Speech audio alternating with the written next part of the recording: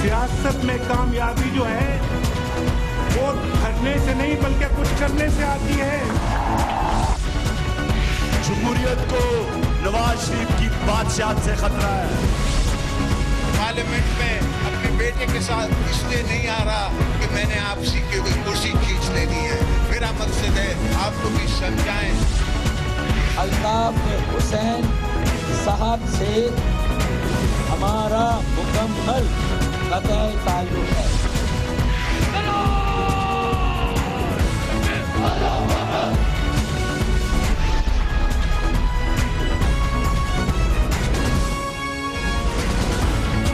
आप देख रहे हैं खबरों, तबसरों और तज्जियात पर मबनी पाकिस्तान का सबसे मोतबर न्यूज शो दुनिया, कामरान खान के साथ। अस्सलाम वालेकुम, मैं हूं कामरान खान। मकतूल गवर्नर पंजाब सलमान तासीर की कल छठी बरसी है और ये मौका उनके ख़ानदान के लिए ख़ास तौर पे बहुत नाजुक है, क्योंकि इसी बरसी के मौके पर जो इस वक्त माहौल है उसमें उनके दूसरे साहबजादे शान तासीर को किसी मुतनाज़ा फेसबुक पैगाम की बाइस से कत्ल की धमकियों का सामना है। ये इसी किस्म की धमकियों का सामना तहरीक इंसाफ के चेयरमैन इमरान खान को भी है और ये भी किसी लगता है गलत फहमी की बुनियाद पर हुआ है, क्योंकि जो इमरान खान ने बयान दिया है यकीनी तौर पे उसमें शायद उनसे गैर मुहतात अंदाज में कुछ अल्फाज निकले हों, लेकिन आज इमरान खान ने इस सिलसिले में दो टोक माजरत कर ली है। माजरत चाहता हूँ, एक मेरे से गलत लफ्ज़ इस्तेमाल हो गया शौकत खानम की ओपनिंग में। मैं ये वाज़े करना चाहता हूँ कि जो कलमा गो होता है वो कभी सोच भी नहीं सकता कि नबी सल्लल्लाहु अलैहि वसल्लम आखिरी पैगंबर, अल्लाह के हबीब, उनकी शान में किसी किस्म की गुस्ताखी कर सके और जान के कर सके। तो मैं ये वाज़े करता हूँ कि ये मेरे से गलती हुई और ये आगे से कभी ऐसी बात नहीं होगी। इमरान खान ने तो ये फौरी माजरत कर ली और ये मामला क्लोज हो गया, लेकिन शान तासीर के मुतनाज़ा फेसबुक पोस्ट पर पंजाब में एक मजहबी गिरोह ने शान तासीर के खिलाफ तौहीन मजहब के कवानीन के तहत मुकदमा दर्ज करने का मुतालबा कर रखा है, एहतजाज की धमकी दी हुई है, लेकिन इतलात के मुताबिक पंजाब के हुक्काम धमकियाँ देने वाले इस गिरोह से और इन लोगों से मुज़ाकरात कर रहे हैं। शान तासीर के भाई शहबाज तासीर को 2011 में अगवा कर लिया गया था। उन्होंने कहा कि वो तालिबान की गिरफ्त में थे और तकरीबन 5 साल बाद वो रिहा होके इस गुज़िश्ता साल ही अपने मुल्क यानी अपने घर वापस आए थे। मज़हब के नाम पर किसी को धमकियाँ देना या कत्ल के फतवे जारी करना एक अमल है जो कि बहरहाल पाकिस्तान में जारी है, गो कि नेशनल एक्शन प्लान के तहत इसकी हौसला शिकनी होनी है और ऐसे तमाम लोगों के खिलाफ जो इंतहा पसंदाना जज्बात रखते हैं, ख्यालात रखते हैं, चाहे वो किसी भी हवाले से हो, उसकी हौसला शिकनी होनी है। पंजाब में कत्ल की ये ताज़ा तरीन धमकियाँ इस हवाले से जो सूरत हाल है वो नेशनल एक्शन प्लान के हवाले से उस पर बात भी हो रही है और नेशनल एक्शन प्लान पे अमल दरामद के हवाले से जो सवालात उठ रहे हैं वो इससे जुड़ भी रहे हैं। आज नेशनल एक्शन प्लान का एक अहम इजलास हुआ। वज़ीर आज़म जनाब नवाज शरीफ की सदारत में इस्लामाबाद में होने वाले इस इजलास में कौमी सलामती की और नेशनल एक्शन प्लान पर अमल दरामद की सूरत हाल का जायज़ा लिया। इसमें वज़ीर आज़म के इस इजलास में chief of army staff general Qamar Javed Bajwa के अलावा उनके कौमी सलामती के Musheer lieutenant general Nasir Janjua, DGISI और दूसरे हुक्काम और काबीना के अहम वज़रा ने भी शिरकत की और नेशनल एक्शन प्लान पर उसकी रूह के मुताबिक अमल करने के मुख्तलिफ इक़दामात का जायज़ा लिया। पंजाब में ताज़ा तरीन सूरत हाल पर बात करेंगे और इसके लिए हमें ज्वाइन किया मलिक मोहम्मद अहमद खान ने, जो तर्जुमान आला हैं हुकूमत पंजाब के। बहुत बहुत शुक्रिया मलिक अहमद खान साहब। बताइएगा, शान तासीर साहब के हवाले से जो डेवलपमेंट्स हो रही हैं, जो धमकियाँ वगैरह उनको मिल रही हैं, इस पर क्या पेशरफ्त है, क्या कर रही है हुकूमत पंजाब इस सिलसिले में? शुक्रिया कामरान साहब। ये बेसिकली जो हेट स्पीच है, नफरत अंगेज तकरीर, ये नेशनल एक्शन प्लान का एक बड़ा अहम जुज़ है और इसको कर्टेल करने के लिए पिछले साल के अंदर लगभग 1300 के करीब मुकदमात दर्ज किए गए। कोई भी ऐसी स्पीच जिससे थोड़ी बहुत भी नफरत का और हेट का और किसी को कत्ल करने का शाइबा भी आता था, तो उन अफराद को कानून के मुताबिक उसके ऊपर उनको सज़ा देने के लिए मुकदमात दर्ज किए गए और इनमें से बहुत से मुकदमात कोर्ट में ट्रायल के लिए भी गए। अब जो स्पेसिफिकली शान तासीर साहब के हवाले से ये बात है और उनकी जो उस फेसबुक के मैसेज की वजह से ये पूरी कंट्रोवर्सी स्टिर कर गई है, अब इसके दो पहलू हैं।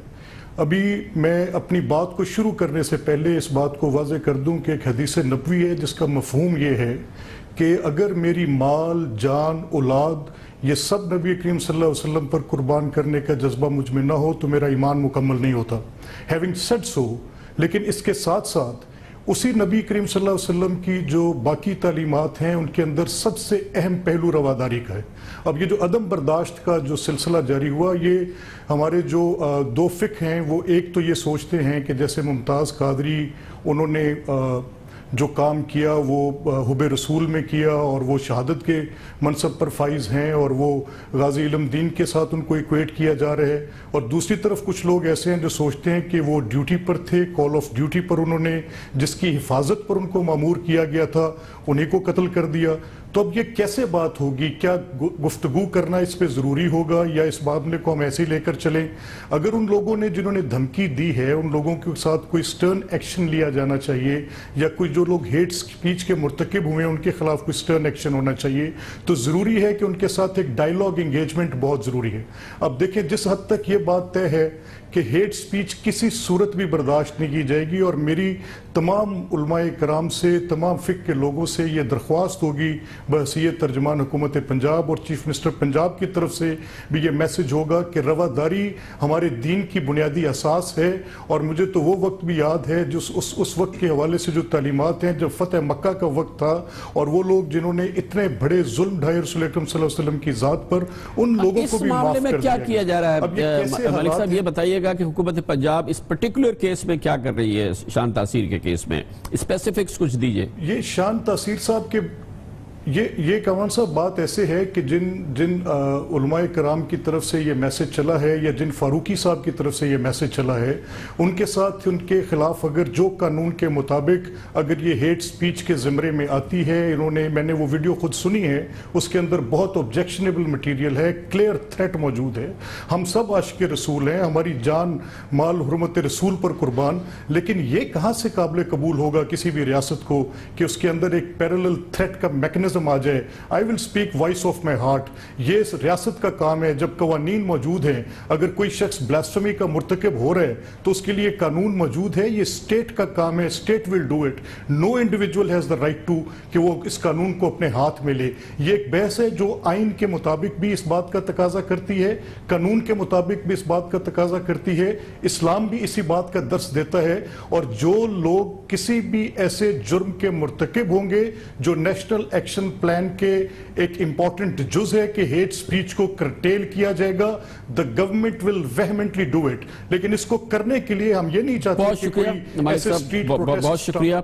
रिजॉल्व है हुकूमत पंजाब का कि एक्शन लेगी और रास्त कार्रवाई करेगी, कत्ल की धमकी किसी को देने की इजाजत नहीं देगी। कमर्शियल ब्रेक, उसके बाद जिक्र होगा पूरी दुनिया में दौर है टैक्सी को उंगली के एक इशारे पर बुला लिया जाए। एक ऐप के जरिए टैक्सी बुलाना दुनिया में एक मामूल का अमल बन गया है। पाकिस्तान में भी ये कारोबार छा रहा है।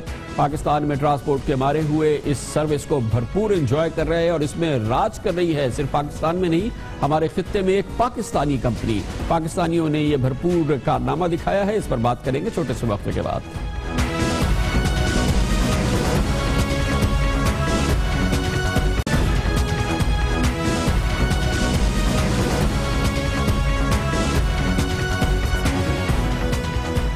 Welcome back. पाकिस्तान वो मुल्क है जहां पर पब्लिक ट्रांसपोर्ट का तसव्वुर मुल्क के कुछ बड़े शहरों के अलावा मौजूद नहीं है। पाकिस्तान के सबसे बड़े शहर में पब्लिक ट्रांसपोर्ट का वजूद नहीं है। महफूज, आसान और आरामदेह सफ़र का तसव्वुर पाकिस्तान में एक ख्वाब ही है। जनरली पूरे पाकिस्तान की सूरत हाल है, लेकिन अब पाकिस्तान के 3 बड़े शहरों में दुनिया के दूसरे बड़े शहरों की तरह से यानी कराची, लाहौर, इस्लामाबाद में ट्रांसपोर्ट कंपनीज उबर और करीम की जदीद कार सर्विस आम हो रही है। ये टैक्सी सर्विस है जिसमें आप अपने टेलीफोन पर एक ऐप के जरिए बटन दबाते हैं और टैक्सी चंद मिनटों में आपके दरवाजे पे आ जाती है, महफूज सफ़र होता है और मोबाइल एप्लीकेशन के ज़रिए ये आसानी से आपकी दस्तयाब आपके पास होता है। ये महफूज सफ़र और ये आम हो रहा है। और इस पर सबसे दिलचस्प बात यह है कि दुनिया में ये सर्विस पहचानी जाती है ऊबर के नाम से, लेकिन पाकिस्तान में नहीं बल्कि हमारे इस पूरे खित्ते में इस पे डंका बज रहा है। एक कंपनी है जिसका नाम है करीम, पाकिस्तानी जो कि टैक्सी सर्विस इस ऐप से यूज़ करते हैं, वो करीम का नाम उनके ज़बान पर है। और करीम वो कंपनी है जो न सिर्फ इस खित्ते में जिसका डंका बज रहा है, बल्कि सबसे बड़ी बात यह है कि इस कंपनी की रूह, इसके रूह रवां, इसकी पूरी टेक्नोलॉजी और इसको चलाने वाले पाकिस्तानी है। करीम है क्या, ये हम आपको दिखाते हैं मसूद रजा की इस खुसूसी रिपोर्ट में। मुल्क भर में पब्लिक ट्रांसपोर्ट की कमी और सरकारी सेक्टर की इस शोबे में कम तवज्जोही आवाम के लिए मुसलसल एक मसला बनी हुई है। शहरों में ज़राए नक़्लो हमल जिनमें रिक्शा, टैक्सी वगैरह शामिल हैं, महंगे होने के बावजूद गैर आरामदेह और गैर महफूज तसव्वुर किए जाते हैं। इस मौके का फ़ायदा उठाते हुए पाकिस्तान में भी शेयर राइड्स का कारोबार तेज़ी से फैल रहा है। Share ride rickshaw taxi service के सार्फिन में 80% ख़वातीन हैं, जिससे अंदाज़ा होता है कि आरामदेह होने के साथ साथ इस सर्विस को महफूज भी तसव्वुर किया जा रहा है। इसके लिए हमने ये ऐप डाउनलोड किया हुआ है, अपनी करंट लोकेशन हमने इसमें प्लेस कर दी और अब हम इसे कर देंगे राइड नाउ। हमने कार सेलेक्ट कर ली है, ड्रॉप ऑफ एस्टिमेट टाइम जो भी है या लोकेशन है, तो मुझे अभी ब्लॉक 6 जाना है, मैं ब्लॉक 6 कर दूँगी इसे। और इसका एस्टिमेटेड फेयर 250 रुपीज़ है और ये हो गया, इट्स डन। बिल्कुल एग्जैक्ट लोकेशन पे आ जाते हैं, परेशानी का बाइस नहीं बनते, सर्विसेज बहुत अच्छी हैं, गाड़ियों की कंडीशन बहुत अच्छी है, पढ़े लिखे ड्राइवर्स हैं, सेफ़ राइड है। और अगर हम पहले की मुनासबत से देखें तो बहुत ज़्यादा फ़र्क मिलेगा। जैसे हम पहले रिक्शा टैक्सी के लिए वेट कर रहे हैं, लोगों से मिन्नत समाजत कर रहे हैं, जी भाई यहाँ ले जाएँ, वहाँ ले जाएँ, प्राइस कम कर लें, नहीं करते थे। पाकिस्तान में 2 बड़ी कंपनियाँ ये कारोबार कर रही हैं। एक उबर, जिसका नेटवर्क दुनिया के 80 से ज़ायद ममालिक में फैला हुआ है। दूसरी पाकिस्तानी कंपनी करीम है, जो पाकिस्तान समेत जनूबी एशिया, मशरिक़ वस्ता और शुमाली अफ्रीका के 11 ममालिक में खिदमात अंजाम दे रही है। अस्सलाम वालेकुम, कैसे हैं आप? ठीक है, मुश्किल तो नहीं हुई रास्ते ढूंढने में? इस सर्विस को करीब से जानने के लिए हमने भी एक राइड बुक कराई ताकि जान सकें कि इस कारोबार से मुंसलिक लोग क्या सोच रखते हैं। कितने अरसे से ये शेयर राइड आप चला रही हैं? सर मैं ये तकरीबन 1 साल हो गया है। फाइनेंशियली कितना आपको फ़ायदा हुआ? मैंने एक गाड़ी से स्टार्ट किया था। 1 साल में खुदा का शुक्र है मेरी अब 10 गाड़ियां हैं और 10 ड्राइवर हैं। अब मैं बहुत कम ड्राइविंग करता हूं और वेंडर हूं मैं करीम का, और मतलब मेरी ज़िंदगी में बहुत बड़ा चेंज है, फाइनेंशियल चेंज। पाकिस्तान में ये कारोबार एक इनकलाबी शक्ल में नजर आ रहा है। हजारों लोग इस कारोबार से जुड़ चुके हैं। इन कंपनियों को चलाने वाले तवक्को रखते हैं कि आइंदा चंद सालों में ये तादाद 1 लाख से आगे निकल जाएगी। जो पोटेंशियल है हमारा जॉब्स क्रिएट करने का पाकिस्तान में, वो इमेंस है कि वी होप बाय 2018 हम लोग 100,000 कैप्टन्स को एम्प्लॉय करेंगे। तो that is one social impact that we want to create. आपकी इस पूरी कंपनी में 36 साल से ज़्यादा उम्र का कोई आदमी नहीं है, सब यंग है। बिल्कुल बिल्कुल। 36 साल का भी शायद एक ही आदमी है। बिल्कुल। Junaid is 36 and he is our MD and he is the oldest guy. My self I am 25। तो और management team is pretty young age well. All the AGMs are below 30 as well. जिस आइडिया के साथ ये नौजवान एक multi national company की बुनियाद रख चुके हैं, वो आइडिया माजी में रिक्शा और टैक्सी की सरकारी रोजगार स्कीमों से बहुत ज़्यादा मजबूत और जामे मालूम होता है। इस बिजनेस में जहां आवाम के लिए सहूलत है, वहीं ये कारोबार लाखों करोड़ों से निकलकर अब अरबों रुपए की मल्टीनेशनल कंपनियों की तश्कील की तरफ माइल है।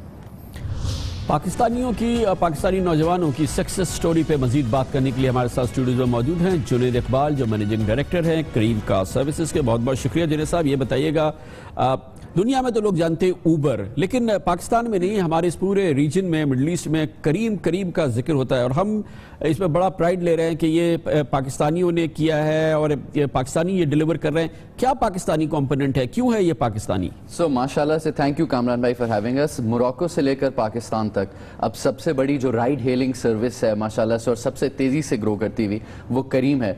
سب سے پہلے تو کریم کے جو 2 فاؤنڈرز ہیں میگنس اولسن اور مدثر شیخا، ان میں سے مدثر کا تعلق کراچی سے سینٹ مائیکلز پھر سینٹ پیٹس پھر اسٹینفورڈ سے پڑھے، وہ ہمارے گلوبل سی او بھی ہیں۔ Global head of engineering Pakistani ہیں غلام اسحاق خان کے پڑھے ہوئے، اور سب سے اہم بات ڈے 1 سے یہ سروس کا آغاز ہوا دبئی سے، لیکن ڈے 1 سے اس کی پوری ٹیکنالوجی کی ڈیولپمنٹ کراچی میں ہوئی ہے۔ آج بھی آپ 12 ملکوں میں آپریٹ کر رہے ہیں، لیکن ہماری ایپ کی ڈیولپمنٹ، اس کی اپ کیپ، اس کی پوری جو سافٹ ویئر سروسز ہیں وہ کراچی سے مینیج ہوتی ہیں، اور جو لیٹس سے چیف آرکیٹیکٹ ہیں ہماری ڈیولپمنٹ کے تفسیر وہ بھی لمس کے پڑھے ہوئے ہیں۔ گلوبل ہیڈ آف انجینئرنگ جو ہیں عمران، وہ اوریجنلی غلام اسحاق خان کے پڑھے ہوئے ہیں، بعد میں اسٹینفورڈ سے پڑھے ہوئے ہیں۔ تو جو پروگرامنگ ٹیم ہے گلوبلی اگر ایجپٹ کو ہٹا دیں تو تقریباً 85% کپتان جو ہمارے اس پلیٹ فارم پہ کام کرتے ہیں، خواہ وہ سعودی عربیہ میں ہوں، دبئی میں ہوں یا دوسرے خلیجی ممالک میں ہوں، وہ پاکستانی ہیں۔ تو یوں تو پورے ریجن تو آپ کریم جو ہے وہ خیر پبلک کو تو یہ ٹرانسپورٹ سروس فراہم کر رہی ہے، ٹیکسی سروس فراہم کر رہی ہے، لیکن جاب کریشن بھی پاکستانیوں میں اس کریم کے ذریعے بہت ہو رہی ہے۔ جی، ہزاروں کی تعداد میں جابز کریٹ ہو چکی ہیں، اور دن میں 100 سے زیادہ جابیں کریٹ ہو سک رہی ہیں۔ ایک تو یہ کہ اگر کسی کے پاس گاڑی میسر ہے اور ان کے پاس اس وقت روزگار کا کوئی ذریعہ نہیں ہے تو آئیں اپنے آپ کو رجسٹر کرائیں، اپنا بیک گراؤنڈ چیک کرائیں اور چلانا شروع کر دیں۔ سافٹ ویئر انجینئرز ہمارے لیے ہمارے پلیٹ فارم پہ گاڑی چلا رہے ہیں، ریٹائریز چلا رہے ہیں۔ دوسرا ایسپیکٹ یہ ہے کہ جن لوگوں کے پاس سرمایہ ہے لیکن اس سرمایہ کو لگانے کے لیے کوئی جگہ نہیں ہے اور 10-20 لاکھ روپے سے تو کوئی کاروبار شروع نہیں ہو سکتا، تو 1 یا 2 گاڑی خریدی، 2 یا 4 کپتانوں کو ہائر کیا، اس کو رجسٹر کرایا اور ہمارے پلیٹ فارم پر اپنا کاروبار کا آغاز کر دیا۔ اب ایکسپینشن کہاں ہے بیسیکلی اپر مڈل کلاس لوگوں کے لیے یہ سروس ہے، کیونکہ ٹیکسی کو افورڈ کرنا اور یہ اتنے پیسے دینا مڈل کلاس لوگ بھی کر سکتے ہیں، لیکن اور کیا ایکسپینشن کیا ہے؟ پہلی چیز تو کامران میں آپ کو بتاؤں کہ کیونکہ یہ گاڑیاں کی یوٹیلائزیشن بڑھ جاتی ہے تو ریٹ وقت کے ساتھ گر جاتا ہے۔ کراچی میں جو ہماری چھوٹی کار ہے گو کار، اس کے جو نرخ ہیں وہ مطلب یقینی طور پر جو عام رکشہ آپ کی سڑک پر ہوتا ہے اس سے کم ہے، اور اب ہم نے رکشے کی سروسز کو بھی پائلٹ کرنا شروع کر دیا ہے۔ آگے جا کے انشاءاللہ موٹر سائیکل پر بھی یہ سروس دینے کی کوشش کریں گے۔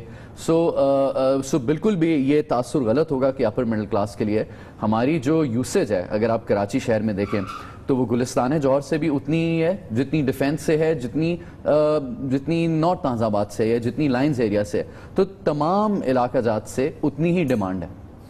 بہت بہت شکریہ جنید اقبال، مینیجنگ ڈائریکٹر کریم ٹیکسی سروس، جس نے پاکستانی نام کو اس کم از کم ریجن میں، اور یہ جو ٹیکسی سروس جس کو عام زبان میں کہا جاتا ہے، جس میں آج کل دنیا میں اوبر کا نام آ رہا ہے، لیکن پاکستانیوں کے خاص طور پہ اس خطے میں پاکستانیوں کی کریم کا نام ہے، اس کا ڈنکا بج رہا ہے۔ کمرشل بریک، جس کے بعد ذکر کریں گے ترکی میں ہونے والی دہشت گردی کے واقعات، قتل و عام، آخر ترکی کا قصور کیا ہے، یہ جاننے کی کوشش کرتے چھوٹے سے وقفے کے بعد۔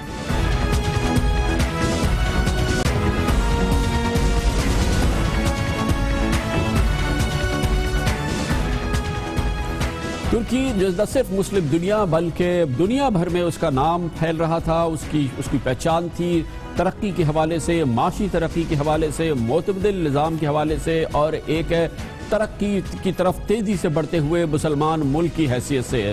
ترکی کو دیکھ کے واقعی ایک رشک آتا تھا مسلمان ممالک کو بھی بلکہ یورپی ممالک کو بھی، لیکن پچھلے کچھ مہینوں سے ایسا لگتا ہے کہ ترکی کو نظر لگ گئی ہے یا کوشش یہ کی گئی ہے کہ اس بڑھتی ہوئی ترقی کے پہیے کو روک دیا جائے۔ اسی وجہ سے پچھلے کچھ مہینوں سے بلکہ پچھلے گزشتہ سال سے واقعات ہو رہے ہیں۔ سب سے اہم واقعہ گزشتہ سال ترکی میں ہوا جب ترکی کی حکومت کا، ترکی کے صدر کا تختہ الٹنے کی کوشش کی گئی، ناکام فوجی بغاوت ہوئی۔ ترکی کے صدر نے اور دوسرے ترکی کی بڑی قوتوں نے کہا کہ دراصل یہ امریکی سازش تھی جس کے نتیجے میں ان کی حکومت کا تختہ الٹنے کی کوشش کی گئی طیب اردگان کے حوالے سے۔ لیکن اس کے بعد سے اور اس کے پہلے سے بھی ایسا لگتا ہے کہ ترکی میں ایک بھرپور منصوبے کے ذریعے دہشت گردی ہو رہی ہے۔ ترکی کے دارالحکومت انقرہ سمیت پچھلے ایک مہینے میں دہشت گردی کے 4 بڑے واقعات ہوئے ہیں۔ اس میں ایک جانب روس کے سفیر کو ہلاک کیا گیا ہے، اس کے علاوہ 97 افراد ہلاک ہو چکے ہیں، 200 سے زائد زخمی ہوئے ایک مہینے کے 400 واقعات میں۔ ترکی میں 2016 کے اختتام اور نئے سال کا آغاز دہشت گردی سے ہوا۔ استنبول میں سال نو کی تقریب کے موقع پر پرسوں نائٹ کلب میں ایک مسلح شخص نے گھس کر فائرنگ کی جس کے نتیجے میں 16 غیر ملکی ہلاک ہو گئے، 39 افراد اس میں کل ملا کے ہلاک ہوئے تھے، اور لگتا یہ تھا کہ غیر ملکیوں میں ایک ख़ास तौर पर गैर मुल्कियों में एहसास तहफ़्फ़ुज़ को ख़त्म करना था, और तुर्की जो कि मशहूर है, जिसकी मईशत का एक बड़ा दारोमदार है सयाहत पर, उस पर हमला आवर होना था। और जाहिर है कि ये एक बहुत बड़ा दहशतगर्दी का वाक़या हुआ, लेकिन इससे पहले भी मुसलसल वाक़यात हो रहे हैं तुर्की में दहशतगर्दी के, क़त्ल व गारत के, और इस हवाले से 23 सानिहात है, कुल मिला के 23 वाक़यात हैं जो गुज़िश्ता साल तुर्की में हुए। एयरपोर्ट, नाइट क्लब, शादी हाल, फुटबॉल स्टेडियम, मार्केट्स और कई जगहों पे धमाके हुए हैं। बिल्कुल वैसे वाक़या जो हम पाकिस्तान में देखते रहे हैं। इसकी जिम्मेदारी कभी दाइश कबूल करती है, कभी कुर्द बागी कबूल करते हैं, मगर मुख्तसर ये कि तुर्की को डिस्टेबलाइज कर दिया गया है। तुर्की का आखिर कसूर क्या है, ये कसूर जानने के लिए हम जाएंगे इस्तांबुल, जहां पर मौजूद है तुर्की के Mumtaz television channel media group TRT से मुंसलिक सीनियर जर्नलिस्ट जनाब फैसल अजीज़ खान। बहुत बहुत शुक्रिया फैसल साहब। ये बताइएगा तुर्की में आम आदमी क्या कहता है? एक ताबड़तोड़ दहशतगर्दी के वाक़या, ताबड़तोड़ हमले, वो मुल्क जो कि अमन की वजह से पहचाना जाता था, तरक्की और माशी तरक्की के हवाले से पहचाना जाता था, वहाँ की कैफियत यकसर बदल गई है। आम आदमी और जो लोग इंटेलिजेंसिया में, वो क्या कहते हैं, इसकी वजह क्या है? जी देखिए कामरान साहब, एक तो अहम बात यह है कि लोग अभी भी यहाँ रेजिलियंट हैं, उनमें अभी उस तरह खौफ नहीं पाया जाता। कंसर्न जरूर बढ़ रहा है, जाहिर है इतने बड़े वाकयात हो गए, जैसे आपने बताया इस्तांबुल में ही पिछले महीने फुटबॉल स्टेडियम के बाहर धमाका हुआ और अब ये किलिंग हो गई न्यू ईयर पे, तो कंसर्न तो बढ़ रहा है। लेकिन ये चीज यहाँ के लोग समझ रहे हैं कि जिस तरह सीरिया में और तुर्की के बॉर्डर एरियाज पे दाइश के खिलाफ ऑपरेशन शुरू किया गया है, तो गालिबन उन लोगों को ये अंदाजा था कि ये इस तरह के हमले होंगे। बहरहाल कंसर्न जरूर बढ़ रहा है, लेकिन जैसे हमने अब से कुछ अर्सा कबल पाकिस्तान में जो सूरत हाल हम देख रहे थे कि बॉम्ब ब्लास्ट होता है, जाहिर है एक तकलीफ होती है, लोग खौफ में मुब्तला होते हैं, लेकिन फिर जो रोजमर्रा की जिंदगी उसमें दोबारा से अपने मसरूफ हो जाते हैं। वही कुछ सिचुएशन टर्की में भी है। और बहरहाल लेकिन यहाँ पे प्रॉब्लम जो जिस तरह ये है कि दो किस्म के हमले हो रहे हैं। एक जो कुर्द बागी जो PKK जो कि टेररिस्ट ग्रुप यहाँ कहलाता है, लेकिन वो जो हमले करते हैं वो पुलिस को, सिक्योरिटी एहलकारों को टारगेट करते हैं, जैसा कि हमने फुटबॉल स्टेडियम में भी देखा गया। लेकिन अब जो दाइश ने हमले शुरू किए हैं, ये बिल्कुल उसी तरीके से हैं जिस तरह पाकिस्तान में किए जाते थे। सिविलियन टारगेट्स को किया जाता है, ऐसी जगह किया जाता है जहां खौफ फैलाया जाए। इसमें एक और अहम बात यह है कि टर्की की एक अहम बात यह है कि वो तो नेटो का मेंबर है, वो मगरबी फौजी अलायंस का एक कलीदी मेंबर है, जिसका कानून यह है कि एक मुल्क पे हमला पूरे तमाम ममालिक पर हमला तस्वुर किया जाता है। अमेरिका भी इसका हिस्सा है, यूरोप के दूसरे ममालिक भी इसका हिस्सा है। नेटो के सिलसिले में क्या रद्द अमल है? देखिए कामरान साहब, अगर आप नेटो की भी बात करें तो यूरोप का इस वक्त देखा जाए तो कोई भी मुल्क महफूज नहीं है। फ्रांस में हमले हो रहे हैं, नीस में आपको याद होगा ट्रक जो है चढ़ा दिया गया था, दर्जनों अफराद हलाक हो गए। जर्मनी में कई हमले हुए हैं। तो ये दहशतगर्दी की जो एक जंग और जो फिजा कायम हो गई है, ये ऐसा लगता है कि हर मुल्क को खुद ही डील करना है। और अगर आप तुर्की की बात करें तो सबसे बड़ी शिकायत तुर्की को भी यही है कि जब पेरिस में हमला होता है, जब जर्मनी में कोई, बर्लिन में हमला होता है, या अमेरिका में कोई ऐसी बात किसी और मुल्क में बात हो जाती है, तो सब मुत्तहिद हो जाते हैं। लेकिन जहां टर्की की बात आती है तो जबानी जमा खर्च तो कर लिया जाता है, लेकिन उस तरीके से जिस तरीके से रिएक्शन आना चाहिए या टर्की को सपोर्ट मिलनी चाहिए, वो मिलती नहीं है। तो बज़ाहिर महसूस ऐसा होता है कि ये जंग टर्की को अकेले ही लड़नी है। रूस से तुर्की के ताल्लुकात बहरहाल बेहतर होने, लेकिन फिर भी अभी तक सूरत हाल ये है कि जो दहशतगर्दी के खिलाफ ये जंग में तुर्की बज़ाहिर इस वक्त अपने मुल्क में तो अकेला ही है, खुद ही उसको ये जंग लड़नी है। अच्छा, ये जो हालिया वाक़या हुआ है, नाइट क्लब अटैक जो हुआ है, इसमें हमला आवर की शनाख्त तो हो गई है, उसकी वीडियोस वगैरह चल रही हैं, उसको किया जा रहा है, मगर बहरहाल वो अभी गिरफ्तार नहीं हुआ है, ट्रैक नहीं हुआ है। जी कामरान, अभी वो बिल्कुल ट्रैक नहीं हुआ। ये किर्गिज नेशनल कह रहे हैं, यानी कि यही सेंट्रल एशियन, और अगर आपको याद हो सेंट्रल एशियंस में जिस तरह उज़्बेक नेशनल्स हैं या किर्गिज नेशनल्स हैं, यही ज्यादातर दाइश के फुट सोल्जर्स के तौर पे काम करते हैं। अफगानिस्तान में, पाकिस्तान में, कई ममालिक में ये सेंट्रल एशियंस जो इस तरह हैं इन्होंने किया। तो अभी तक जो शनाख्त हुई है वो बज़ाहिर ऐसा ही महसूस हो रहा है कि ये किर्गिज नेशनल है। कुछ डॉक्यूमेंट्स भी उसके निकले जिसके लिए अभी तलाश जारी है। और बहरहाल ये खतरे की अलामत तो है, और जो हालात हैं मजीद दहशतगर्दी के वाक़यात भी मतलब उनके लिए तैयार रहना पड़ेगा तुर्की को। और उम्मीद ये की जानी चाहिए, बहरहाल दुआ ये की जानी चाहिए कि हालात ठीक रहें, लेकिन बज़ाहिर इस वक्त सिचुएशन काफ़ी टेंस है। बहुत बहुत शुक्रिया फैसल अजीज साहब, हमारे साथ इस्तांबुल से थे। ब्रेक, इस दौरान न्यूज़ हेडलाइन देखेंगे, जिसके बाद हमारी आज की अहम तरीन खबरें और उससे जुड़े हुए तबसरे और तज्ज़ियात जारी रहेंगे।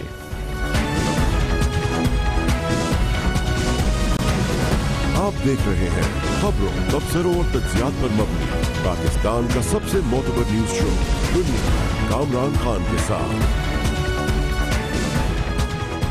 अगर ये कहा जाए तो बेजा ना होगा कि पाकिस्तान तहरीक इंसाफ ने पाकिस्तान की सुप्रीम कोर्ट में वज़ीर आज़म जनाब नवाज शरीफ और उनके अहले खाना के खिलाफ अपने मुकदमे के सिलसिले में सबसे अहम पत्ता आज खेल दिया है।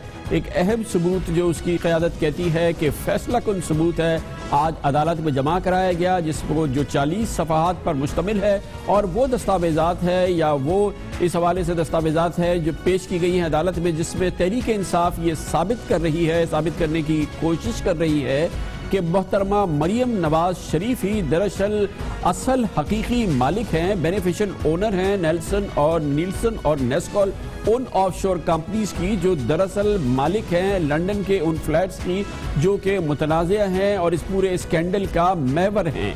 इस हवाले से आज जो दस्तावेज़ात पेश की गई हैं उसके ज़रिए ये साबित किया गया है कि सन 2006 से पहले भी, यानी कि कतरी शहजादे का जो ख़त सुप्रीम कोर्ट ऑफ पाकिस्तान में पेश किया गया जिसमें कहा गया था कि सन 2006 से पहले दरअसल इन लंदन फ्लैट्स का हकीकी मालिक ये कतरी शहजादा था और वो दरअसल मालिक था इन ऑफशोर कंपनीज का जो ओन करती थी लंदन फ्लैट्स के।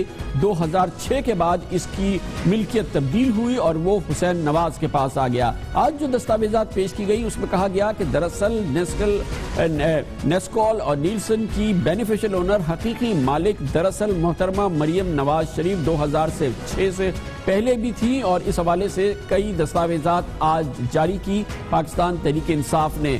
इसका मरकज़ ये है और इसका बुनियादी मकसद ये है कि अगर ये साबित हो जाता है कि दरअसल मोहतरमा मरियम नवाज शरीफ ही हकीकी मालिक हैं इन कंपनीज की जो ओन करती हैं लंदन के फ्लैट, तो ये मामला जनाब नवाज शरीफ तक जा सकता है, क्योंकि मोहतरमा मरियम नवाज शरीफ पाकिस्तान में टैक्स पेयर हैं। जनाब नवाज शरीफ के दोनों साहबजादे हुसैन नवाज शरीफ, हसन नवाज शरीफ पाकिस्तान में टैक्स पेयर नहीं हैं। हसन नवाज शरीफ साहब बरतानिया के शहरी हैं, जबकि हुसैन नवाज शरीफ साहब 6 महीने से ज़्यादा अरसे मुल्क से बाहर रहते हैं, इसलिए पाकिस्तान में उन्हें टैक्स नहीं देना पड़ता।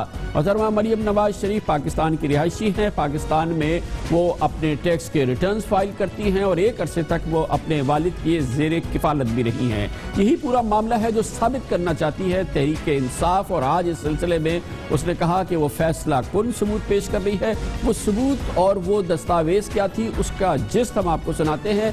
ये पेश किया जनाब जहांगीर खान तरीन ने। ये एक खत है नेस्कॉल लिमिटेड का जिसमें मरियम के दस्तखत मौजूद हैं। ये कह रहे हैं कि जी अंडरसाइंड Maryam Safdar being the soul share holder, यानी मैं मालिक हूँ। ये एक कोई कंपनी में डायरेक्टर चेंज होते हैं उसकी तस्दीक कर रही है, और ये तस्दीक कर रही है 2004 की। 2004 में जो तब्दीली हुई उसकी मरियम सफदर तस्दीक कर रही है, यानी 2004 में भी नेस्कॉल की यही मालिक थी, कतरी नहीं थे। एक और बात जो अब उनके दस्तखत के नीचे साबित हो जाती है वो ये नीचे देखें, मरियम सफदर क्या कौन साइन कर रहा है, Maryam Safdar soul bear share holder. तारीख क्या है 7 फरवरी 2006। बेयर शेयर होल्डर खुद मान रही हैं वो। और कतरी शहजादे का खत क्या कहता है, वो कहता है जी कि हमने सेटलमेंट कर दी थी 2006 में, और जो कोर्ट में उन्होंने जनवरी की डेट दी है। और इसी से मुंसलिक दस्तावेज़ात थी जो कि आज सुप्रीम कोर्ट ऑफ पाकिस्तान में जमा कराई हैं तहरीक इंसाफ ने। आज की दस्तावेज़ात जारी करने की प्रेस कॉन्फ्रेंस में मोहतरम इमरान खान खुद मौजूद थे। आज की इन दस्तावेज़ात के हवाले से जो सुप्रीम कोर्ट में पेश की गई, इमरान खान साहब ने एक बहुत अहम बात की है और जाहिर है कि उस बात से पाकिस्तानियों को सुकून हो सकता है कि बहरहाल इस कज़िये का कहीं फैसला होना है। इमरान खान ने आज दो टोक अंदाज में एक बार फिर कहा कि उनकी पूरी जमात का मुकम्मल एतमाद है सुप्रीम कोर्ट ऑफ पाकिस्तान पे और उस बेंच पर जो पनामा केस की समाअत कल से शुरू कर रही है। बेंच बड़ा पावरफुल बेंच है। मैं आपको यकीन दिलाता हूं कि जो पिछला जब हियरिंग हो रही थी तो बेंच में कम से कम 2 जजेस को हम सबसे ज्यादा पता था, जो उनको समझ थी केस की हमारे से ज्यादा उनको समझ थी। बेंच बिल्कुल केपेबल है, ये बेंच को हमने कबूल किया। जो भी बेंच फैसला करेगा उसका फैसला हम कबूल करेंगे। तलाशी शुरू हो गई है, मैं मुतमईन हूं। हमने अपना पूरा जो अपनी कौम से फर्ज अदा करना था हमने पूरा किया। अब अदालत जाने और नवाज शरीफ जाने, اس سے اچھی کوئی بات نہیں ہو سکتی. قوم کے لیے اتنا اچھا پیغام قومی لیڈر کی جانب سے ہو نہیں سکتا. عمران خان صاحب نے اور آج تحریک انصاف کی جانب سے جو دستاویزات جاری کی گئی اس میں ایک بات بہت اس پہ اسٹریس ہے, اس پہ بہت زیادہ زور دیا گیا ہے, اور بار بار یہ بات اس سے پہلے بھی کی گئی کہ جو قطر کے شہزادے کا خط پیش کیا گیا ہے محترم نواز شریف کے اہل خانہ کی جانب سے سپریم کورٹ آف پاکستان میں, وہ اس کے بارے میں کہا گیا ہے کہ وہ درست نہیں ہے, وہ شاید بھرپور طریقے سے حقائق کی ترجمانی نہیں کرتا. اسی وجہ سے کہ آج عمران خان نے اس حوالے سے بہت ہی سخت مطالبہ کر دیا.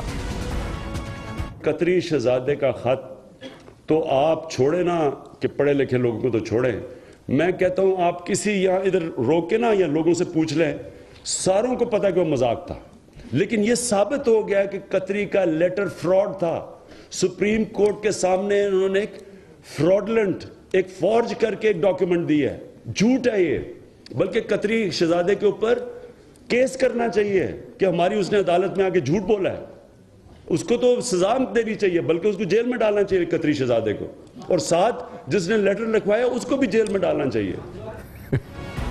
قطری شہزادے کو جیل میں ڈالنے کی بات کی ہے جناب عمران خان نے. آج کے اس ڈیولپمنٹ کے حوالے سے ایک اور بہت اہم پیش رفت یہ ہے کہ وزیر اعظم جناب نواز شریف نے اور ان کی اولادوں نے, ان کے صاحبزادے نے اپنے وکیل بھی تبدیل کر لیے ہیں. جناب نواز شریف کے اہل خانہ کے وکلا تبدیل ہو گئے ہیں. جناب نواز شریف نے اپنے وکیل سلمان بٹ کی جگہ اب مخدوم علی خان کو اپنا وکیل بنا لیا ہے, جبکہ جناب حسین نواز شریف کے وکیل اکرم شیخ اب نہیں ہوں گے بلکہ ان کی جگہ سلمان اکرم راجہ ہوں گے. یہ تبدیلی ہوئی ہے پوری ٹیم کی, وکلا کی ٹیم کی, جناب نواز شریف کی. اس سے پہلے جناب حامد خان جو جناب عمران خان کو اس کیس میں ریپرزینٹ کر رہے تھے, ان کی تبدیلی ہوئی تھی. یہ معاملہ آگے بڑھا ہے. آج جو یہ ڈیولپمنٹ ہوئی ہے, جو بھرپور پریس کانفرنس کی ہے پی ٹی آئی نے, اس کا فوری طور پہ جواب دیا پاکستان مسلم لیگ نون نے, حکومت نے بھی اس حوالے سے, اور خاص طور پہ جناب دانیال عزیز نے اس سلسلے میں کچھ ثبوت بھی پیش کیا.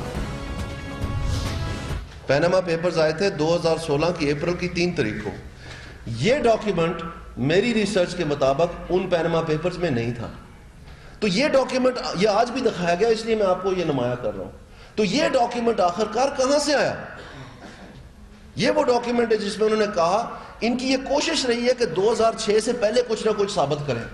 تو اس ڈاکیومنٹ میں چونکہ یہاں پر 2004 لکھا ہوا ہے تو بار بار اس پہ ریلائنس کرتا ہے, حتیٰ کہ اس کے دستخط جو ہیں 2006 کے ہی ہیں, کیونکہ حسین نواز کہتے ہیں کہ 2006 میں ہم نے ایک خریدے ہیں, اور وہ یہ جو فلیٹس ہیں, اور وہ کہتے ہیں کہ نہیں جی یہ پہلے کے, تو یہ ان کے پاس ثبوت نہیں ہے. تو یہ خط یہ آج بھی انہوں نے پیش کیا. یہ خط ٹیل کو گارڈین کی سٹوری میں تھا, اور جس دن وہ شائع ہوا ہے 5 اپریل 2016 کو, اس وقت یہ سگنیچر نمایاں تھا, اور وہیں سے یہ ڈاکیومنٹ آئے ہیں ساروں کے پاس. اور اگر یہ ابھی سگنیچر اویلیبل ہے اور گارڈین کے ویب سائٹ کے اوپر اس کا جو سگنیچر ہے وہ بلاکڈ آؤٹ ہے, اب کالا دھبا لگ گیا, پہلے یہ تھا, تو وہ کیوں لگایا گیا پھر؟ اس کی وجہ میں آپ کو بتانا چاہتا ہوں. اس کی وجہ یہ ہے کہ جو منروا ہے انہوں نے اس ڈاکیومنٹ کو ڈینائی کر دیا ہے. انہوں نے کہا ہے کہ یہ فورج ڈاکیومنٹ ہے, یہ وہ لیٹر ہے. یہ ڈاکیومنٹ کہتا ہے میں منروا کا ہوں, گارڈین میں آتا ہے 5 تاریخ کو, وہ بلاک کر دیتے ہیں. اس کے بعد اب منروا کہتا ہے یہ ڈاکیومنٹ ہمارا نہیں ہے. یہ ہے حکومتی رد عمل. اس پوری صورتحال پہ بات کرتے ہیں, اور اس کے لیے اب ہمیں جوائن کریں جناب جہانگیر خان ترین, سیکرٹری جنرل پاکستان تحریک انصاف. بہت بہت شکریہ ترین صاحب. آج بھرپور کیس لے کے سپریم کورٹ میں بھی گئے, پاکستان کی عوام اور میڈیا کے سامنے بھی آپ نے پیش کیا. بات یہ آ رہی ہے سامنے کہ جو بیسک ڈاکیومنٹس آپ پیش کر رہے ہیں وہ کوئی نئی چیز نہیں ہے, کوئی آپ کی تحقیقات نہیں ہے, یہ پہلے بھی اویلیبل ہے اور یہ پہلے ہی کنٹروورشل ہو چکے ہیں, جیسا کہ ابھی دانیال عزیز صاحب نے گارڈین کی سٹوری کے حوالے سے بتایا. میں آپ کو عرض کر دوں جی, تفصیل سے میں آپ کو بتاتا ہوں. ایک تو یہ جو ابھی دانیال عزیز کا آپ نے شارٹ دکھایا جس میں وہ بتا رہے ہیں کہ یہ گارڈین کے ویب سائٹ پہ چھپا تھا, ویب سائٹ پہ پہلے تھا, اب اس کا سگنیچر بلیک آؤٹ کر دیا ہے. پہلی بات میں یہ کہوں گا کہ اگر وہ لیٹر فراڈولنٹ تھا اور تو وہ پورا لیٹر جو ہے گارڈین کی ویب سائٹ سے وہ ہٹا دیتے. اگلا سوال اب میں جواب دینا چاہتا ہوں کہ یہ لیٹر ہمیں ملا کہاں سے؟ ایسے نہیں ہوا کہ گارڈین میں آرٹیکل چھپا اور ہم نے اس آرٹیکل کو کاغذ کے پر کو دیکھ کے اس میں سے ہم نے یہ نکال لیا. ہم نے گارڈین کو خط لکھا, جیسن صاحب ہیں جنہوں نے یہ آرٹیکل لکھا تھا, ان کو یہاں سے ای میل گئی ہم نے کہا ہم نواز شریف کو پرسو کر رہے ہیں، نواز شریف کے خلاف یہ پروسیڈنگ کر رہے ہیں، کرپشن کے بارے میں کر رہے ہیں. آپ نے یہ آرٹیکل چھاپا تھا، مہربانی کر کے جو آپ نے وہاں پہ ڈاکیومنٹ چھاپی ہے مریم صفدر والی وہ آپ ہمیں بھیج دیں. یہ ابھی کی بات ہے جب یہ پورا کیس شروع ہوا. اس کے بعد گارڈین نے ہمیں یہ ای میل میں ڈاکیومنٹ بھیجی. تو یہ بالکل غلط بیانی ہے ان کو پتہ نہیں تھا کہ ہم نے ای میل کر کے گارڈین سے منگوائی ہے. آپ نے گارڈین سے پوچھا کہ اس نے اب اس دستخط کو کیوں ریڈیکٹ کر دیا ہے، کیوں منہا کر دیا ہے؟ بہرحال یہ بھی ایک اہم بات ہے. یہ ہمارا کام نہیں ہے. ہم نے یہ لیٹر منگوایا، ان سے کہا، انہوں نے یہ بھیج دیا. کوئی بھی آپ جانتے ہیں گارڈین اور ایک بڑا سیریس پیپر ہے، انگلینڈ کے لاز، لائبل لاز بڑے سخت ہیں، یہ جا کے سو کریں اس کو. مگر اگر یہ فراڈلنٹ ہوتا، انہوں نے شور مچایا ہوگا تو انہوں نے کوئی سگنیچر کے اوپر کیا، مجھے نہیں پتا کیا کیا، مگر ہمیں انہوں نے مکمل لیٹر ود سگنیچر بھیجا. اس کا ریکارڈ موجود ہے اور یہ ریکارڈ آج ہم نے ریلیز بھی کیا ہے اور یہ مختلف چینل پہ چلا بھی ہے. اور یہ اگر لیٹر واقعی فراڈلنٹ ہوتا تو یہ لیٹر ابھی گارڈین کی ویب سائٹ پہ نہ ہوتا. سگنیچر بلیک آؤٹ صرف نہیں کرتے، پورا لیٹر ہٹا دیتے. اچھا یہ بتائیے گا کہ کسی بھی کورٹ آف لاء میں جب آپ یہ دستاویزات پیش کریں گے تو اس کی سورس آپ کہیں گے کہ یہ آپ کو گارڈین اخبار نے بھیجا ہے. آپ کے خیال میں کیا گارڈین اخبار کا بھیجا ہوا کوئی دستاویز پاکستان کی عدالت کے لیے قابل قبول ہوگا، یا یہ کہ وہ سورس جس کی یہ دستاویز ہے وہ اس کی تصدیق کرے یا اس کی تردید کرے اور وہ اس کا ایک ایفیڈیوٹ دے کہ یہ آپ دستاویز کورٹ میں داخل کر رہے ہیں، یہ واقعی ہماری دستاویز ہے؟ گارڈین اخبار سے اگر آپ نے ای میل سے منگایا ہے تو کیا یہ آپ کے خیال میں ایڈمیسیبل ہوگا کورٹ آف لاء میں؟ میں آپ کو ایک عرض کروں کامران، بات یہ ہے کہ ہم ایک سیاسی پارٹی ہیں، ہم کوئی ایف بی آئی نہیں ہیں، ہم سی آئی اے نہیں ہیں، ہم یہ پاکستان کی ایف آئی اے نہیں ہے کہ ہمارے پاس اتنی زیادہ، اور ہمارے پاس کوئی کورٹ کی اتھارٹی نہیں ہے کہ پروسیکیوٹر نہیں ہے ہم نیب کے کہ ہم یہ تمام چیزیں جو ہیں اس طرح دیں. ہم نے above and beyond the call of duty, یعنی کہ جتنا ہمیں کرنا چاہیے تھا اسے بہت زیادہ محنت کر کے ہم نے یہ ڈاکیومنٹس منظر عام پہ لے کے آئے ہیں. ہمارا کام نہیں ہے کہ ہم جا کے اس کے اوپر پوچھیں، ایفیڈیوٹ لیں، ٹیسٹ کریں، یہ کورٹ خود فیصلہ کرے گی. ہمارا کام تھا کہ ہم ایک کیس بلڈ کر کے منظر عام پہ لے آئیں. یہ ایک ڈاکیومنٹ میں نے بتایا گارڈین نے ہمیں بھیجی اور گارڈین کی ای میل پہ ہمیں بھیجنا ایک بہت سگنیفیکنٹ بات ہے. سیکنڈلی آپ نے فرمایا کہ یہ پرانی ڈاکیومنٹ تھی ساری جو ہم نے دکھا دی ہیں، مگر میں آپ کو سمجھانا چاہتا ہوں کہ 3 ڈاکیومنٹ پرانے تھے. ایک جو financial investigation agency Virgin Island نے خط لکھا موسیک فنسیکا کو، اس کا 12 جون کا، ان کے 22 جون کے جواب تھے. ہمیں پھر کیا ملا ہے جو ہم نے آج دکھایا ہے 12 جون سے 22 جون کی مکمل کہانی کہ جناب جب 12 جون کو موسیک کو لیٹر کیا تو موسیک نے کیا کیا. اور یہ یاد رکھیں جب ایف آئی اے نے لیٹر لکھا ورجن آئیلینڈ والی نے، انہوں نے کہا یہ منی لانڈرنگ ایکٹ کے تحت ہم آپ سے مانگ رہے ہیں، یعنی کہ اس کو ان لوگوں کو کہیں سے یہ سوجھ بوجھ ہوئی کہ یہ منی لانڈرنگ ہو سکتی ہے. موسیک فنسیکا نے پھر اس کمپنی کے جو سامنے مالک بنائے ہوئے انہوں نے منروا والے، منروا کو لکھا کہ آپ بتائیں بھائی اس کمپنی کا کون مالک ہے، اس میں کوئی ٹرسٹ شامل ہے نہیں ہے. 6 سوالات ان سے پوچھے. ان کے سوالوں کے جواب میں منروا نے لکھا کہ جی اس کی الٹیمیٹ، پہلے یہ کہا کہ جی کوئی ٹرسٹ انوالو نہیں ہے، کہ اس کمپنی کوئی ٹرسٹ کے نیچے کام نہیں کری. تو یہ ان کا جو جھوٹ تھا کہ یہ ٹرسٹ بنایا ہوا ہے وہ ختم ہو گیا، وہ پکڑا گیا. دوسرا انہوں نے کہا کہ اس کی الٹیمیٹ بینیفیشل اونر مریم صفدر ہیں، یہ 2011 یا 12 کا خط ہے، یہ مریم صفدر ہیں، اور ان کا انہوں نے ایک پورا انفارمیشن شیٹ بھیجی ساتھ لگا کے اور ان کی پاسپورٹ کی کاپی بھیجی. اور انفارمیشن شیٹ ہوتی ہے جس کو کہتے ہیں ایک نیا طریقہ کار ہے KYC یعنی نو یور کلائنٹ. اب منی لانڈرنگ ایکٹ کے تحت تمام بینکوں کو اکاؤنٹ کھولنے سے پہلے ان کو یا کمپنی کی یہ منروا کی رول پلے کرنے سے پہلے ان کو پتہ کرنا پڑتا ہے کہ یہ کلائنٹ کون ہے، اس کا فائنینشیل ریکارڈ کیا ہے. بالکل ٹھیک ہے طریق صاحب، بالکل صحیح. یہ آپ نے پورا تھریڈ دیا ہے، یہ پورا ای میل کا ایک تھریڈ دیا ہے جس میں کہ وہ پورا تھریڈ ہے، بالکل ٹھیک ہے. لیکن سر پھر بھی برٹش ورجن آئیلینڈ کی کمپنی کو، BVI کمپنی کو، موزیک فرانسیکا کو اور منروا کو انڈیپینڈنٹلی کنفرم تو کرنا ہوگا نا کہ یہ اس کی ٹرانزیکشن ہے, یہ کسی نے بیٹھ کے نہیں منا لیا. یو نو واٹ آئی مین, کہ بہرحال اس کی ایک انڈیپینڈنٹ سرٹیفیکیشن, انڈیپینڈنٹ اس کی ویریفیکیشن تو بہرحال چاہیے ہوگی نا, جس میں بی وی آئی کمپنی بھی کہے, جس میں موزیک فونسیکا بھی کہے, جس میں منروا بھی کہے. دیکھیں یہ اب بعد میں, اب یہ تو کورٹ میں پتہ لگے گا نا کہ کس طرح جاتا ہے اور کیا کیا برڈن آف پروف ہے ان کے اوپر, یہ نواز شریف کے اوپر ہے اور ان کی فیملی کے اوپر ہے کہ برڈن آف پروف کہ وہ پروف کریں گے یہ غلط ہے. ہم نے دکھا دیا, اور جو ای میل ٹریل ہے نا اس میں کوئی اسپینش میں بھی ای میلز ہے, تو یہ کہنا کہ کوئی مینوفیکچر کر رہا ہے یہ ای میل ٹریل, یہ بالکل بات جو ہے نا یہ مذاقیہ خیز بن جاتی ہے. یہ جینوئن ہے. اور ایک اور بڑی امپورٹنٹ بات یہ ہے کہ آج بھی ICIJ کی ویب سائٹ پہ آپ جائیں, پاکستان میں شریفوں کا آپ وہ پیج کھولیں, اس میں ابھی بھی لکھا ہوا ہے, آج لکھا ہوا ہے کہ ہم نے نواز شریف کی بیٹی اور بیٹے کو بار بار کامنٹ کرنے کے لیے کہا, پبلیکیشن سے پہلے بار بار کامنٹ کرنے کو کہا, انہوں نے کوئی جواب نہیں دیا. پھر ایک جواب انہوں نے جب دیا تو انہوں نے نیلسن اور نیسکال کا ذکر نہیں کیا, نہ ڈینائی نہیں کیا, مگر جواب دے کے کہا ہاں ہماری 1 ہائیڈ پارک پلیس ایک اور پراپرٹی ہے جو ایک اور کمپنی ہے اس کے نام ہے وغیرہ وغیرہ. تو دیکھیں اب یہ پرائم منسٹر ہے ملک کے, ان کے اوپر ICIJ الزام لگاتی ہے کہ آپ کی یہ کمپنی پکڑی گئی ہیں جس میں آپ کی بیٹی بینیفیشل اونر ہے. ان کو تو یکدم کہنا چاہیے تھا اگر یہ صحیح تھا کہ یار نہیں بھائی یہ ہماری بالکل نہیں ہے, یہ حسین نواز کی کمپنی ہے بینیفیشل اونر, اور ہمیں قطریوں نے دی ہے, آپ یہ بالکل خبردار, آپ نے یہ چیز پبلش کی, ہماری بدنامی ہوگی. ایک دوسرا, اگر انہوں نے پبلش کر دی تھی تو ان کو جا کے سو کریں. آپ جو ہمیں کہہ رہے ہیں یہ تو اس کے چھپنے کے بعد بھی یہ پوری فیملی اون کر رہی ہے اس کو, تو یہاں پہ میڈیا انٹرویوز میں حسین نواز شریف نے اور اوپنلی کہا ہے کہ یہ ہماری کمپنیز ہیں, لیکن یہ کہا ہے کہ 2006 کے بعد سے آئی ہیں.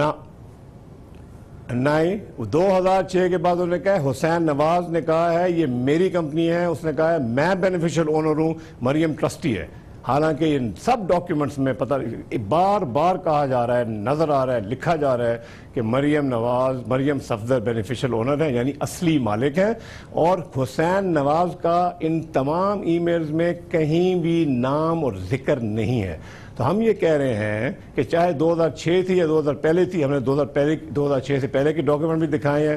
2005 میں ایک بینک کا خط ہے, سیمبا بینک کا, جو منروا کو لکھا گیا مریم صفدر کے بارے میں کہ جی یہ کلائنٹ ہے ہماری. منروا کو اس کا مطلب ہے مریم صفدر کی 2006 سے پہلے کی ایک ریلیشن شپ ہے. اور اس کے بعد یہ جو بینیفیشل اونر ہیں اس کے اوپر KYC ہوتی ہے, یعنی know your client. Hussain Nawaz کو تو نام ہی کہیں نہیں ہے. تو ہم یہ کہہ رہے ہیں 2006 سے پہلے بھی ان کی تھی, مگر 2006 میں جو ہیں یہ پراپرٹیز یہ اس فیملی کی ہے, مگر یہ ہے مریم صفدر کے مالکن ہے ان کی. اب یہی ظاہر ہے کہ کل سے سپریم کورٹ آف پاکستان میں سماعت شروع ہوگی, تو مرکز اب بڑھتا جا رہا ہے اس بات پہ کہ کیا نیلسن اور نیسکل کی حقیقی مالک بینیفیشل اونر مریم صفدر ہیں یا حسین نواز. مریم صفدر ہیں تو کیس الجھ جاتا ہے, پھر وزیر اعظم تک بات جاتی ہے اور پھر معاملات بگڑ جاتے ہیں. تو فیصلہ یہ ہونا ہے کہ لنڈن کی کمپنیز جو اس وقت لنڈن کے یہ فلیٹس اون کر رہی ہیں, یہ آف شور کمپنیز, وہ دراصل اس کی حقیقی مالک حسین نواز تھے یا مریم نواز. یہ دیکھے گی سپریم کورٹ آف پاکستان میں. اس پر انڈیپینڈنٹ وکلا کیا کہتے ہیں, آج کی یہ ثبوت اور شواہد جو سامنے لائی ہے پاکستان تحریک انصاف, اس پر بات کرتے ہیں ایک چھوٹے سے وقفے کے بعد.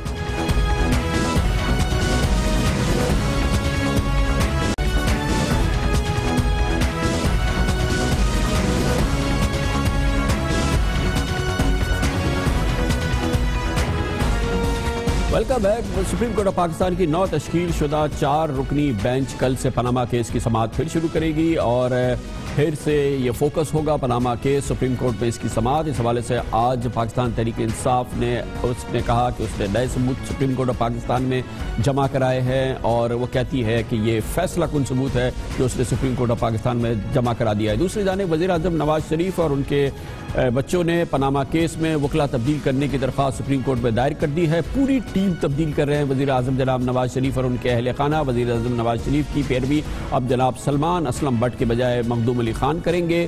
حسن نواز اور حسین نواز کے وکیل اکرم شیخ کی جگہ اب سلمان اکرم راجہ ہوں گے، جبکہ مریم نواز کی وکالت اب اکرم شیخ کی جگہ سینئر وکیل جناب شاہد حامد کریں گے۔ اس پوری ڈیولپمنٹ میں اور دوسری جانب تحریک انصاف کی جانب سے نئی دستاویزات سپریم کورٹ میں جمع کرانا، اس کیس کی سمت کیا ہے، اس پر بات کرنے کے لیے ہمارے ساتھ موجود ہے پاکستان کے ممتاز سینئر ماہر قانون جناب عابد حسن منٹو۔ بہت شکریہ منٹو صاحب۔ اگر کوئی کلائنٹ اپنے یا کلائنٹس اپنی پوری لیگل ٹیم کو چینج کر دے اور یکسر تبدیل کر دے تو ایک چیز تو واضح ہے کہ اس کی سیٹسفیکشن نہیں ہو رہی اپنی لیگل ٹیم سے، جیسے کہ پرائم منسٹر اور ان کی پوری فیملی نے بڑی ٹاپ لائرز تھے مگر ان سب کو انہوں نے تبدیل کر دیا کل کی سماعت سے پہلے۔ ہاں جی ٹھیک ہے، میرا خیال ہے ان کو حق حاصل ہے کہ اپنی ٹیم تبدیل کر دیں۔ اگر بینچ تبدیل ہو گیا ہے اور نئے شواہد آ چکے ہیں تو وہ اس کے مطابق اپنی ٹیم بھی تبدیل کر سکتے ہیں، وہ جس سے سیٹسفیکشن ان کو ہوگی کہ بہتر ٹیم ہے۔ اچھا منٹو صاحب یہ بتائیے گا کوئی ایسا مذائقہ نہیں ہے۔ جی ہاں، یہ فرمائیے گا کہ جو نئے شواہد سامنے آئے ہیں وہ کچھ دستاویزات پر مبنی ہیں جو آج تحریک انصاف نے جاری کی ہیں۔ ابھی ہماری بات ہو رہی جہانگیر ترین صاحب نے سے، انہوں نے کہا کہ ہم نے ای میل کا تھریڈ دکھایا جس کا بنیادی مقصد یہ ہے کہ ان آف شور کمپنیز کی جو کہ اس وقت فوکس ہے جن پہ، جو کہ اون کرتی ہیں مے فیئر کے فلیٹس، اس کی حقیقی مالک محترمہ مریم نواز شریف ہیں۔ یہ دستاویزات ہیں۔ آپ ہی بتائیے گا کہ سپریم کورٹ آف پاکستان کا کتنا فوکس ہوگا اس قسم کے دستاویزات اور اس کی صحت کی تصدیق کرنے کے حوالے سے؟ کیا پورا کوئی انڈیپینڈنٹ میکینزم بنے گا؟ عدالت کیسے ان کو ٹریٹ کر سکتی ہے؟ دیکھیے، میں سپریم کورٹ کیا کرے گی کیا نہیں کرے گی یہ میرا منصب نہیں ہے کہ میں اس کو پہلے ہی پریمپٹ کروں کہ وہ کیا کرنے والے ہیں۔ نیا بینچ ہے، وہ اپنے طور طریقے متعین کریں گے۔ وہ یہ بھی دیکھیں گے کہ وہ آرٹیکل 184(3) کے ماتحت، جس کے ماتحت یہ پروسیڈنگ جاری ہیں، ان کے اندر ان کا اختیار کس حد تک موجود ہے، کیا کیا وہ کر سکتے ہیں، کیا کیا نہیں کر سکتے۔ اور یہ ساری شہادت جو ان کے سامنے پیش ہوئی ہے، اس کی بنیاد کے اوپر ان کو کس قسم کا موقف لینا پڑا ہے، یہ ان کا کام ہے اور وہ یقیناً کریں گے۔ میں تو خود کیونکہ اس مقدمے میں شامل نہیں ہوں اور میں فرینکلی سپیکنگ ان ساری چیزوں کو بالکل ایک سطحی اور بوگس کام سمجھتا ہوں، کیونکہ یہ پاکستان کے بنیادی معاملات اور مسائل سے ہٹ کر ایک جنگ جاری ہے جس جنگ کے اندر میں شامل نہیں ہوں۔ میرے لیے سب لوگ منٹو صاحب یہ فرمائیے گا اس کیس سے ہٹ کے، اگر کسی بھی کیس میں اس نوعیت کے کسی بھی مقدمے میں جب کوئی دستاویزات پیش کی جاتی ہیں کسی بھی فریق کی جانب سے، اس کی صحت کی تصدیق کیسے ہوتی ہے کہ یہ مستند اور تصدیق شدہ ڈاکیومنٹ ہے؟ اس کا ایک کوئی مستند ذریعہ ہوتا ہوگا؟ نہیں، وہ دیکھیے، وہ تو ایک قانون لکھا ہوا ہے نا، قانون شہادت موجود ہے، اسی کے مطابق ہوگا۔ اس لیے پہلا سوال تو یہ ہوگا کہ عدالت کرنا کیا چاہتی ہے، وہ اس پروسیڈنگ کے اندر کیا نتیجہ نکالنا چاہتی ہے۔ کیا وہ کسی کو مجرم ثابت کرنا چاہتی ہے، کیا اس کی کوئی سزا تجویز کرنا چاہتی ہے؟ تو پھر تو یہ کام اس طرح سے نہیں ہو سکتا جس طرح سے ہو رہا ہے کہ میں نے دستاویز جمع کرا دی، آپ اس کو مان لیں اور یہ بڑی مضبوط دستاویز ہے، اور اس سے پہلے کہ عدالت مانے اس کو یا اس کو پڑھے، وہ پہلے سارے میڈیا کے اوپر نشر ہوتی ہے، پھر اس کے اوپر کامنٹس ہوتے ہیں اور پھر اس کے بعد یہ عدالت میں مقدمہ چلتا ہے۔ یہ تو ایک مضحکہ خیز صورت حالات ہے نا۔ ایک سنگین بات آپ کر رہے ہیں، سنگین الزامات لگا رہے ہیں، اور ان سنگین الزامات کا ٹرائل جو ہے وہ ابھی شروع بھی نہیں ہوا، اور اس سے پہلے ہی ساری باتیں جو ہیں وہ زیر بحث آ چکی ہیں اور میڈیا میں ہو رہی ہیں۔ تو یہ تو جی میرے سمجھ میں نہیں آتا کہ یہ کیا کرنے والے ہیں۔ یہ جو نئے جج لگے ہیں، یہ معتبر جج ہیں، ان کو اس بات کا احساس ہوگا یقیناً کہ یہ کیا پروسیڈنگ کرنی ہے، اور وہ اپنی پروسیجر کو خود طے کریں گی۔ کوئی دستاویز از خود نہیں بولتی، اس دستاویز کو ثابت کرنا پڑتا ہے، ثابت کرنے کے قوانین موجود ہیں، تو اس لیے یہ ساری باتیں زیر بحث۔ اچھا منٹو صاحب تھوڑا سا ایلابریٹ کیجئے گا، جو آپ کہہ رہے ہیں کہ پہلے تو عدالت طے کرے کہ اسے کیا کرنا ہے، اسے سزا دینی ہے، اسے مجرم کرنا ہے، اسے کیا کرنا ہے، اس سے مطلب کیا ہے جو آپ فرما رہے ہیں کہ عدالت نے پہلے طے کرنا ہے؟ تو ہمارے عام ناظرین کو تھوڑے سے اگر سمجھائیں۔ دیکھیں، ایک عام مقدمہ جب چلتا ہے تو کسی فوجداری عدالت میں تو ایک الزام لگایا جاتا ہے، اس الزام کی بنیاد کے اوپر کوئی چارج شیٹ لگتی ہے، اس چارج شیٹ کے جواب میں ملزم کو اپنا ڈیفینس پیش کرنا ہوتا ہے، اور پروسیکیوٹر جو ہے وہ اس چارج کے حمایت میں اپنی ایویڈنس پیش کرتا ہے۔ یہاں تو کوئی چارج وارج نہیں ہے، یہ تو ایک کسی نے بیان دے دیا اور اس کی بنیاد کے اوپر یہ مقدمہ شروع ہو گیا، اور پروسیڈنگز جو ہیں وہ کسی ٹرائل کورٹ میں نہیں ہو رہی، وہ پاکستان کی سب سے بڑی عدالت کے ججوں کے سامنے ہو رہی ہیں۔ آخر وہ جج جو ہیں کیا وہ آخری فیصلہ کر دیں گی؟ اس کی اپیل کہاں کرے گا ملزم جس کے اوپر یہ ساری بات ہے؟ تو یہ ساری باتیں اس بینچ کو اپنے مد نظر رکھنی ہوں گی کہ وہ کیا کر رہے ہیں، کس قسم کی یہ پروسیڈنگز ہیں، اور ان پروسیڈنگ سے وہ نتیجہ کیا برآمد کرنا چاہتے ہیں۔ اس کے کرنے کے بغیر وہ ایک ایسے ہی فری فار آل مقدمہ تو کوئی دنیا میں نہیں چل سکتا نا۔ ہر مقدمے کے کوئی کانٹورز ہوتے ہیں، کوئی اس کے گویا منٹو صاحب پہلے عدالت نے قرار دینا ہے، پہلے اس کا فیصلہ کرنا ہے اور اس کا تعین کرنا ہے اعلانیہ کہ اب یہ عدالت کرنے کیا جا رہی ہے، اس کا تعین ہونا ضروری ہے باقاعدہ۔ یہ میرے نقطہ نظر کے مطابق یہ ضروری ہے، عدالت علل اعلان کرے یا عدالت آپس میں طے کرے کہ ہم نے کیا کرنا ہے، کیا پروسیڈنگز ہوں گی، کیا پروسیجر ہوگا، اور جو ایویڈنس آن ریکارڈ آئی ہے جو زیادہ تر دستاویزات کے اوپر مبنی ہے، ان دستاویزات کی حیثیت کیا ہے، ان کو ثابت کرنے کی ضرورت ہے نہیں ہے، اور ثابت کرنا ہے تو پھر ثابت کیسے کیا جائے گا، وہ پروسیکیوٹر کی دستاویزات ہوں یا ڈیفینس کی دستاویزات ہوں، یہ کچھ طے ہوگا نا۔ کیونکہ آج تک سپریم کورٹ کے 5 ججوں کے سامنے یا 4 ججوں کے سامنے اوریجنل ٹرائل اس قسم کا فری فار آل، جس میں ہر قسم کی بات آ کے جس کی مرضی ہے کہہ دے، اور جو دستاویزات وہاں جمع کراتے ہیں وہ دستاویزات کی نوعیت بعد میں بیان کرتے ہیں، وہ پہلے اخبارات میں بیانات دیتے ہیں کہ ہم نے یہ کر دیا وہ کر دیا، اس طرح تو کوئی دنیا میں مقدمہ نہیں ہوتا نا بھائی۔ اس لیے عدالت کا فرض ہے کہ وہ طے کرے۔ بہت شکریہ جناب عابد حسن منٹو، پاکستان کے نامور سینئر ماہر قانون، شدید تحفظات کا اظہار کر رہے تھے مقدمے کی اس کیس کی اس وقت جو سچویشن ہے اس کے حوالے سے۔ انہوں نے کہا سپریم کورٹ آف پاکستان کو ابھی فی الحال تو یہ طے کرنا ہے کہ وہ اس مقدمے میں کرنا کیا چاہتی ہے، اور اس کے بعد پھر دستاویزات قانون شہادت کے تحت ان کو ویریفائی کیا جائے گا۔ یہ ہے بات پاکستان کی، جہاں پر اس وقت فوکس ہے وزیر اعظم کے اہل خانہ کے حوالے سے کیس، وزیر اعظم کا بھی نام آ رہا ہے، لیکن پاکستان کے حالات مختلف ہیں، پاکستان کی جمہوریت کے دستور مختلف ہیں۔ دنیا کی دوسری جمہوریتوں میں کیا ہوتا ہے اس کی ایک بڑی مثال سامنے آئی ہے اسرائیل سے۔ اسرائیل کے وزیر اعظم بنجمن نیتن یاہو سے کل پولیس نے 3 گھنٹے تک تفتیش کی ہے، اپنے وزیر اعظم سے اسی کی پولیس تفتیش کر رہی ہے، ان کے گھر جا کے تفتیش کی ہے۔ ان پر الزام ہے وزیر اعظم پہ کہ انہوں نے غیر ملکی شخصیات سے غیر قانونی طور پہ تحائف وصول کیے، خالی تحائف وصول کیے ہیں، اس کا الزام لگا ہے۔ باقاعدہ انویسٹیگیشن شروع ہو گئی ہے وزیر اعظم اسرائیل کے خلاف۔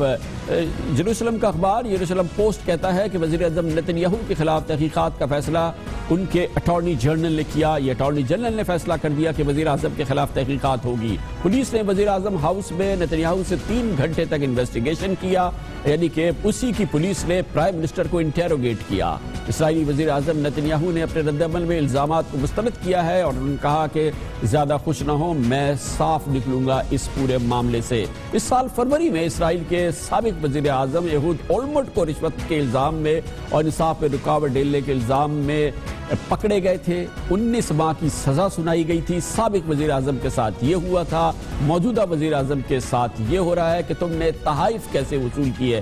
اب سے تھوڑے دن پہلے کی بات ہے کہ امریکی صدر باراک اوباما نے حالیہ صدارتی الیکشن سے 3 ہفتے پہلے تمام غیر ملکی تحائف سرکاری خزانے میں جمع کرا دیے جو انہیں ملے تھے۔ اسٹیٹ ڈپارٹمنٹ کہتا ہے کہ صدر اوباما نے بیرون ملک دوروں میں ملنے والے تمام قیمتی تحائف کے ساتھ قالین، سائیکل، کیوبن سگار تک واپس کر دیے ہیں اور خزانے میں جمع کرا دیے ہیں۔ پاکستان کی کہانی کچھ اور ہوتی ہے، کچھ آپ دیکھ رہے ہیں، کچھ اس سے پہلے ہوتا رہا ہے، وہ اس سے بھی زیادہ خطرناک ہے۔ پاکستان میں صدر، وزیر اعظم، ارکان پارلیمنٹ، اعلیٰ سرکاری عہدیدار غیر ملکی سرکاری تحائف کو ریاستی توشہ خانے یا قومی عجائب گھر میں جمع کرنے کے بجائے ان کو یہ حق حاصل ہے کہ اسے اپنی ذاتی ملکیت سمجھے اور تحائف پہ قیمتی زیورات، گھڑیاں، مجسمے، آرائشی ہتھیار اور پینٹنگز وغیرہ وہ اپنے پاس رکھ سکتے ہیں اور اس کی خود ہی قیمت تعین کر سکتے ہیں۔ ایک غیر معمولی ترین واقعہ ہوا اور شرمناک واقعہ تھا حالیہ سالوں میں، جب سابق وزیر اعظم یوسف رضا گیلانی پر الزام لگا کہ انہوں نے 2010 میں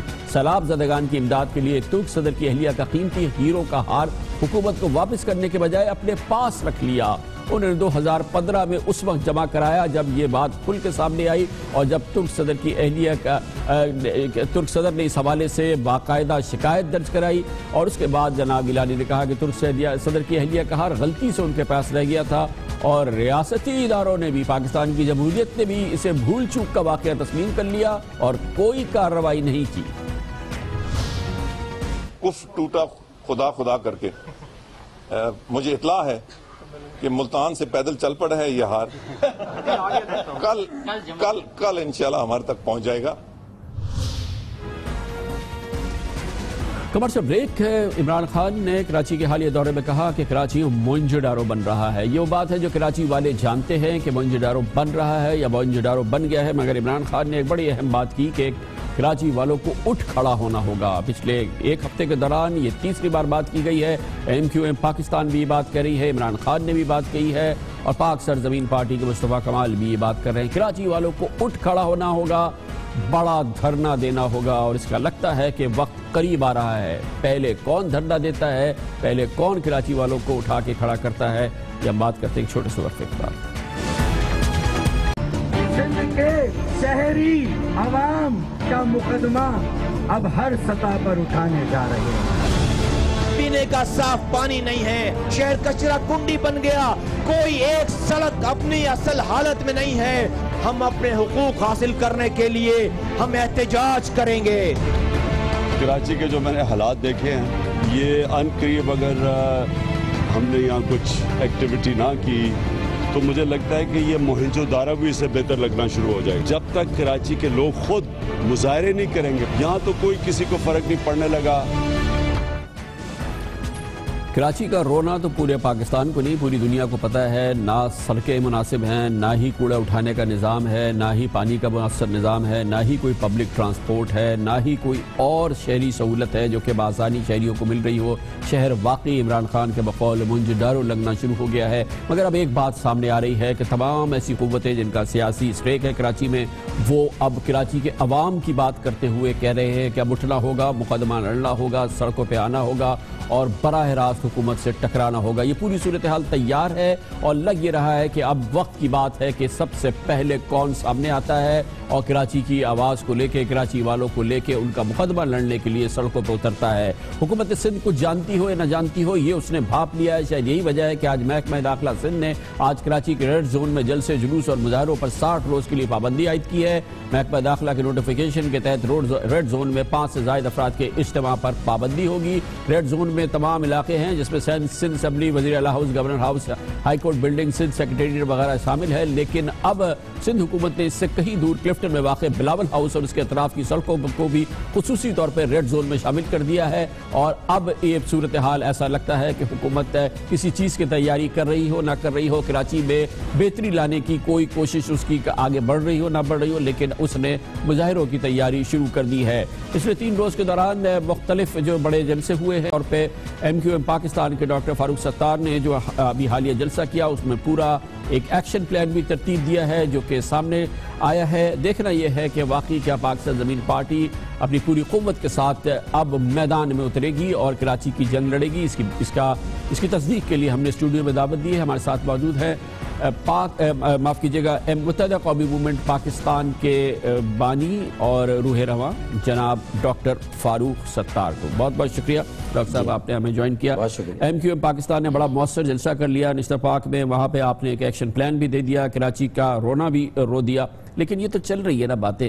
اب اس سے پہلے یہ بتائیے گا کہ اب اس میں کب تک یہ باتیں ہوتی رہیں گی؟ نہیں، ہم نے یہ بالکل طے کیا ہے کہ اب ہم لوگوں کو انگیج کریں گے۔ 2016 کا حساب ہم نے 2016 میں دیا اور یہ جلسہ کر کے یہ بتا دیا کہ لوگ تقسیم کے ایجنڈے کے خلاف ہے، اور جو اتحاد اور یکجہتی کی بات کریں ان کے ساتھ، اور اتحاد اور یکجہتی ان کی جمع پونجی ہے زندگی کی، اور وہ اس کو کام میں لانا چاہتے ہیں کہ اب ان کو سنا جائے، ان کے مسائل حل کیے جائیں، ان کا احساس محرومی، بیگانگی، احساس عدم تحفظ اس کو ایڈریس کیا جائے، اور اس کے لیے ہماری 2-3 جہتی حکمت عملی ہے۔ ایک تو ہم سیاسی طور پر ایک حجت پوری کریں گے اور مکالمہ کر رہے ہیں وزیر اعلیٰ سے اور حکومت سندھ سے، اس کے ساتھ ساتھ ہماری کچھ پٹیشنز بھی بالکل تیار ہو رہی ہیں، اور اس میں اخراجات بہت زیادہ ہے کیونکہ ہمیں کافی مہنگی فرمز یا وکلا کو ہائر کرنا پڑے گا جن کی فیس 2-2 کروڑ 3-3 کروڑ ہے، لیکن ہم وہ بھی عوام کے ساتھ مل کر انشاءاللہ تعالی مقدمات بھی کریں گے، اور اس کے ساتھ ساتھ عوامی عدالت بھی سجانے کی تیاری کریں گے، اور عوام کی عدالت میں بھی جائیں گے۔ اس سے پہلے آپ کا یہ کہنا تھا کہ آپ بغیر کسی ایکسٹرنل مدد سے اپنی قوت سے اپنے کاؤنسلرز کی اپنی جو بلدیاتی جو قوت ہے اس کے ذریعے شہر کو صاف کریں گے۔ 100 روزہ شہر کی صاف کرنے کی مہم شروع میں وہی ہوا، وہی 10-5 دن چلی اور اس کے بعد پھر وہ غائب ہو گئی، وہی شہر کا حال ہے۔ یہ ہم نہیں کہہ رہے کہ آپ پورے شہر کو صاف کر سکتے تھے، لیکن اس طرح سے ہتھیار پھینک دینا تو یہ ایک حوصلہ شکنی ہے۔ نہیں، ایسا ہم نے نہیں کیا۔ یہ جلسے کی کچھ تیاری میں ہم سب لوگ زیادہ لگ گئے تھے، جو سیاسی لوگ تھے، میئر، ڈپٹی میئر، چیئرمین وغیرہ تو یہ کام کر رہے ہیں، لیکن ان کو ہم ری انفورس ہماری طرف سے کارکنان ان کے ساتھ شامل کیے جاتے ہیں، سول سوسائٹی ہیں، شہر کے لوگ ہیں، تنظیم بھی بہت ضروری ہوتی ہے لوگوں سے کنیکٹ کرنے کے لیے۔ تو آپ یہ دیکھیں گا 2-4 روز میں یہ مارچ 15 تک کا پروگرام ہے ہمارا 100 دن کا، ہم نے 1 دسمبر کو شروع کیا تھا، تو مارچ 15 تک 20 یوسیز کو ہم ماڈل یوسیز بنا کر آپ کے سامنے رکھ دیں گے کہ یہ ہماری بساط میں تھا، یہ ہمارے بس میں تھا، یہ وسائل تھے، یہ اختیار تھا، ہم نے کر کے دیا۔ سالڈ ویسٹ مینجمنٹ بورڈ ہمیں لینا ہوگا، بڑی کچرا گاڑیاں ساری حکومت سندھ کے پاس ہے، کیوں؟ اس کا کوئی منطق نہیں بنتی اس کی۔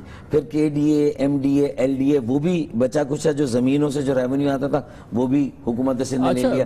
کراچی واٹر سیوریج بورڈ وہ بھی حکومت سندھ کے پاس ہے۔ پھر بلڈنگ کنٹرول ماسٹر پلان یہ بھی آمدنی کے ذرائع یہ بھی لے لیا۔ یہ لیا تو اس دور میں رہا کہ جب MQM پاکستان پیپلز پارٹی کی شراکت دار تھی اقتدار میں، 2008 سے لے کے 2014 تک یہ کیفیت تھی، آ رہے تھے جا رہے تھے، آپ اس کا حصہ تھے۔ اس وقت جب یہ باقاعدہ لیا جا رہا تھا، اس وقت جس انداز سے یہ جانے دیا گیا، جو بالکل ایک کاسمیٹک ایک احتجاج وغیرہ کیا گیا، کچھ بھی نہیں کیا گیا، اب رونا اس کا رو رہا ہے، یہ کیا ہے؟ دیکھیں واٹر بورڈ اس وقت لیا گیا تھا، نہیں بلڈنگ کنٹرول اس وقت لیا گیا تھا جب مصطفیٰ کمال کی میئرشپ کے آخری دن تھے، اور اس وقت پارٹی کو سٹینڈ اسی وقت لے لینا چاہیے تھا۔ مصطفیٰ کمال نے بھی اس کو اپوز کیا تھا اور میں نے بھی پارٹی میں اپوز کیا تھا۔ دیکھیں ہم بہت ساری باتیں ایسی ہیں، ایک ڈسپلن ہوتا ہے اور سبمیشن جو رسپیکٹ کے تحت ہم تعظیم میں دیتے تھے، اور صرف اس میں بانی تحریک نہیں بلکہ پارٹی میں اور لوگ بھی اس طرح سے نہیں کھڑے ہوئے تھے جس طرح کھڑا ہونا چاہیے تھا۔ رحمان ملک کا ایک اس میں آپ کو پتہ کردار تھا، لیکن بلدیاتی حکومتوں کے اختیارات بھی اسی وقت سلب کیے جا رہے تھے۔ نہیں، وہ 2013 میں اس وقت قانون بدلا گیا، 2012 کا جب ہم نے آخری مرتبہ حکومت کو چھوڑا تھا اس وقت تبدیل ہوا تھا، اور اس کے تحت سارے اختیارات انہوں نے لے لی، اور اس کے بعد اب KDA اور ان کا بھی نوٹیفیکیشن وسیم اختر کے آنے سے پہلے لے لیا۔ تو یہ ایک چیز ہے، بلڈنگ کنٹرول میں مانتا ہوں ہمیں نہیں دینی چاہیے تھی، ہمیں اسی وقت اس پہ سٹینڈ لینا چاہیے تھا، اور ہم اس وقت سڑکوں پر آ جاتے تو کسی کی ہمت نہیں ہوتی یہ چیزیں کراچی سے۔ لیکن ابھی بھی جس آپ روڈ پلان کی بات کر رہے ہیں، یہ اس میں آپ کا لگتا ہے کہ آپ کہہ رہے ہیں مکالمہ سندھ حکومت سے، کل سید مراد علی شاہ نے کہا کہ بھول جائے بھائی، قانون بدل گیا ہے، یہ آپ کا اس سے کوئی تعلق نہیں ہے۔ دوسری چیز پھر آپ نے کہا کہ ہم کورٹس میں لے کے جائیں گے، عدالتوں میں لے کے جائیں گے، پھر وہاں جا کے آپ کو پتہ ہے عدالتوں میں آپ لے کے جائیں گے۔ تو آپ جس ٹائم فریم کی بات کر رہے ہیں اس میں براہ راست اپنے حقوق کے لیے سڑک پر آنے کے لیے کم از کم سال تو باقی ہے ابھی۔ نہیں، بالکل ایسا نہیں ہے۔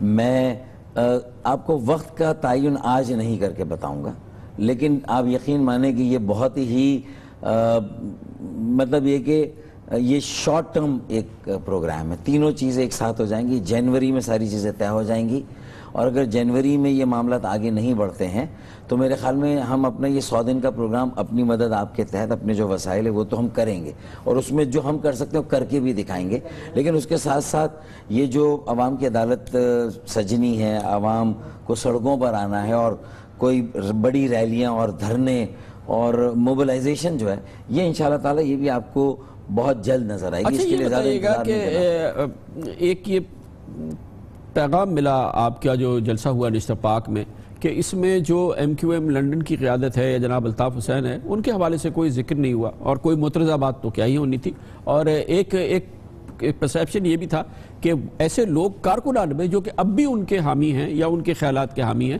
وہ اس میں شامل تھے، اور اس سے لگا کہ شاید لندن اور پی آئی بی کالونی کا جو فاصلہ ہے وہ شاید کم ہو رہا ہے۔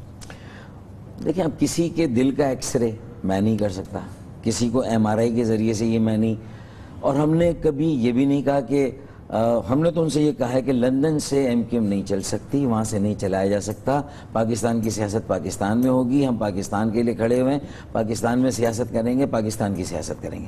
میرے خیال میں ہمارا موقف بہت کلیئر، ہم نے ایک لائن کھینچی ہوئی ہے، اور وہ ساری گوسپس اور قیاس آرائیاں بھی دم توڑ گئیں کہ ہم نے اپنے تعلقات قطع نہیں کیا اور کہیں نہ کہیں جڑے ہوئے، ایسا بالکل نہیں۔ میوزیکل شو جو تھا جلسے کی تیاری سے ایک دن پہلے، جلسے سے پہلے، اس میں ایک سیکشن میں 50-60 لوگ آئے تھے، کچھ کیمروں نے ان کو فوکس کیا، لیکن جلسے والے دن آپ کو وہ چیز بھی مینیج ہو گئی اور ایسا کچھ بھی نہیں ہوا۔ تو اس کا مطلب یہ کہ لوگ سمجھدار ہیں، سیانے، وہ اس بات کو سمجھتے ہیں کہ کسی کے دل میں بانی تحریک کا کوئی احترام ہے، تو ہم نے یہ نہیں کہا کہ ان کے کاموں کو انڈو کر دیں، ان کا جو کنٹریبیوشن رہا ہے، جو ہسٹری ہے، جو ایک آرگنائزیشن، ایک یونٹی ہے، اس میں ان کا ایک کنٹریبیوشن رہا ہے۔ لیکن ہم نے جب باغ ڈور سنبھالی ہے تو ہم نے یہ ایشور کیا ہے کہ ہم اپنی طرف سے اور زیادہ اس کو یقینی بنائیں گے کہ عدم تشدد کی پالیسی پر جائیں، ایک تعلیم، پڑھی لکھی ایم کیو ایم، ایک صاف ستھری ایم کیو ایم، لوگوں کی خدمت کرنے والی اور صحیح معنوں میں متوسط اور غریب طبقے کی، اور کرپشن سے بھی اپنے آپ کو دور رکھا جائے۔ یہ چیزیں ہماری کانشیس پالیسی میں ہوگی، انشاءاللہ آپ دیکھیں گے بہت آپ کو بہتری نظر آئے گی، اور لوگوں میں بھی ایک نئی امنگ آئی ہے جلسے کہ لوگوں میں جہاں ان کی تعداد بھی ماشاءاللہ بڑی تھی، وہیں ان کا جوش و خروش، ان کی انوالومنٹ آپ کو یہ بات ثابت کرے گی۔ بہت بہت شکریہ ڈاکٹر فاروق ستار ہمارے ساتھ تھے۔ کراچی موہنجو-ڈارو بن رہا ہے، کراچی کی تباہ کن صورتحال، متحدہ قومی موومنٹ پاکستان کے حوالے سے جناب فاروق ستار نے ایک اپنے روڈ پلان کا ذکر کیا ہے۔ انہوں نے کہا کہ بہت دیر نہیں ہوگی مگر ہم روڈ پہ آئیں گے، لیکن کیا پاک سرزمین پارٹی بھی انتظار کرے گی؟ ہم پوچھیں گے سید مصطفیٰ کمال سے ایک چھوٹے سے وقفے کے بعد۔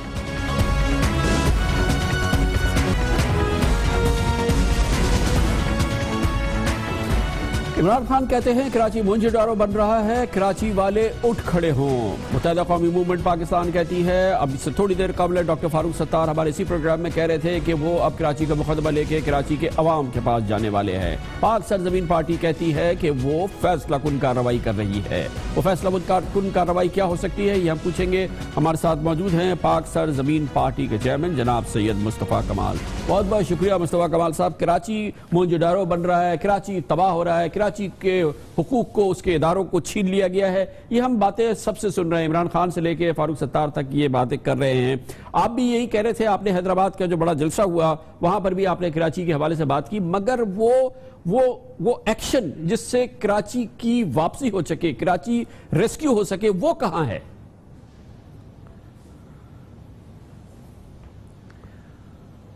کانوی، آپ کی آواز بہت ڈسٹورٹڈ آ رہی ہے، لیکن میں جو کچھ سمجھ پایا ہوں میں اس کا جواب دیتا ہوں کہ دیکھیے، میری پارٹی اقتدار میں نہیں ہے، نہ میرے پاس ایم این اے، ایم پی اے، سینیٹر، منسٹر ناظم ہیں یہاں پہ، نہ میری پارٹی جو ہے وہ کوئی 30 سالہ پرانی پارٹی ہے۔ ہم نے تو یہ جو لوگ ابھی دعوے کر رہے ہیں، جو لوگ آپ کو بتا رہے ہیں، ان کی ان تمام حرکتوں کو دیکھ کر ہی تو یہ کام شروع کیا، ورنہ تو ہمیں کام کرنے کی ضرورت ہی نہیں تھی۔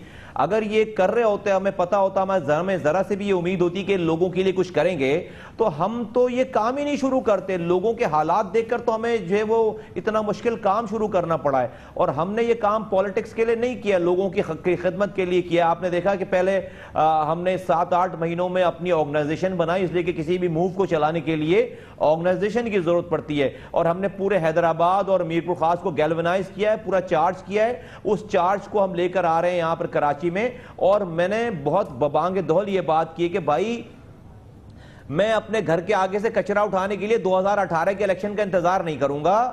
میرے بچوں کو پینے کا صاف پانی چاہیے، اس کے لیے میں 2018 کا انتظار نہیں کروں گا۔ اسپتالوں میں دوائی چاہیے، اسکول میں تعلیم چاہیے، بجلی چاہیے، مجھے سڑکیں بنی ہوئی چاہیے، میں اس کے لیے 2018 کے الیکشن کا انتظار نہیں کروں گا۔ یہ کوئی ناجائز غیر آئینی بات نہیں ہے۔ ہم لوگوں کو 29 جنوری کی ہم نے ڈیٹ دی ہے، کراچی پورا باہر نکلے گا، ہم وہاں پر اس مقدمے کو رکھیں گے، اور اسی دن ٹائم ڈیٹ دیں گے اقتدار میں بیٹھے ہوئے لوگوں کے گھروں پہ دروازوں کو نوک کریں گے کامران بھائی کہ ہمارا حق ہمیں دو ہر حال میں ابھی مصطفیٰ اقبال صاحب، کیونکہ یہی بات ابھی سامنے آ رہی ہے کہ عمران خان صاحب نے یہ کہا ضرور کہ کراچی کو اب اٹھ کھڑا ہونا ہوگا، مگر یہ کہہ کے وہ چلے گئے۔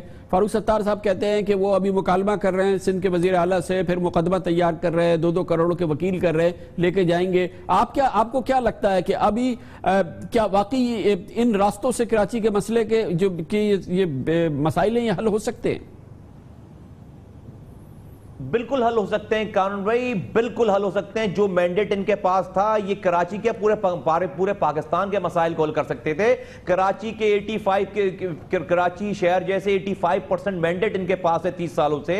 اس کے بعد جو ہے حیدرآباد کا 100% مینڈیٹ ہے۔ یہ اپنی سیٹیں چھوڑنے کے لیے تو تیار ہوں۔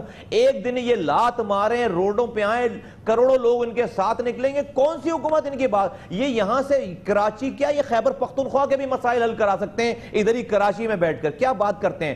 قانون میں یہ مینڈیٹ ہونا، میں دیکھتا ہوں پاکستان پھر جو ہے وہ کون سا حکمران پاکستان میں غلط کام کرتا ہے، ناجائز بات نہیں کریں گے، لیکن بھائی پینے کے پانی کے صاف پانی سے مجھے کون مانگنے سے روک سکتا ہے؟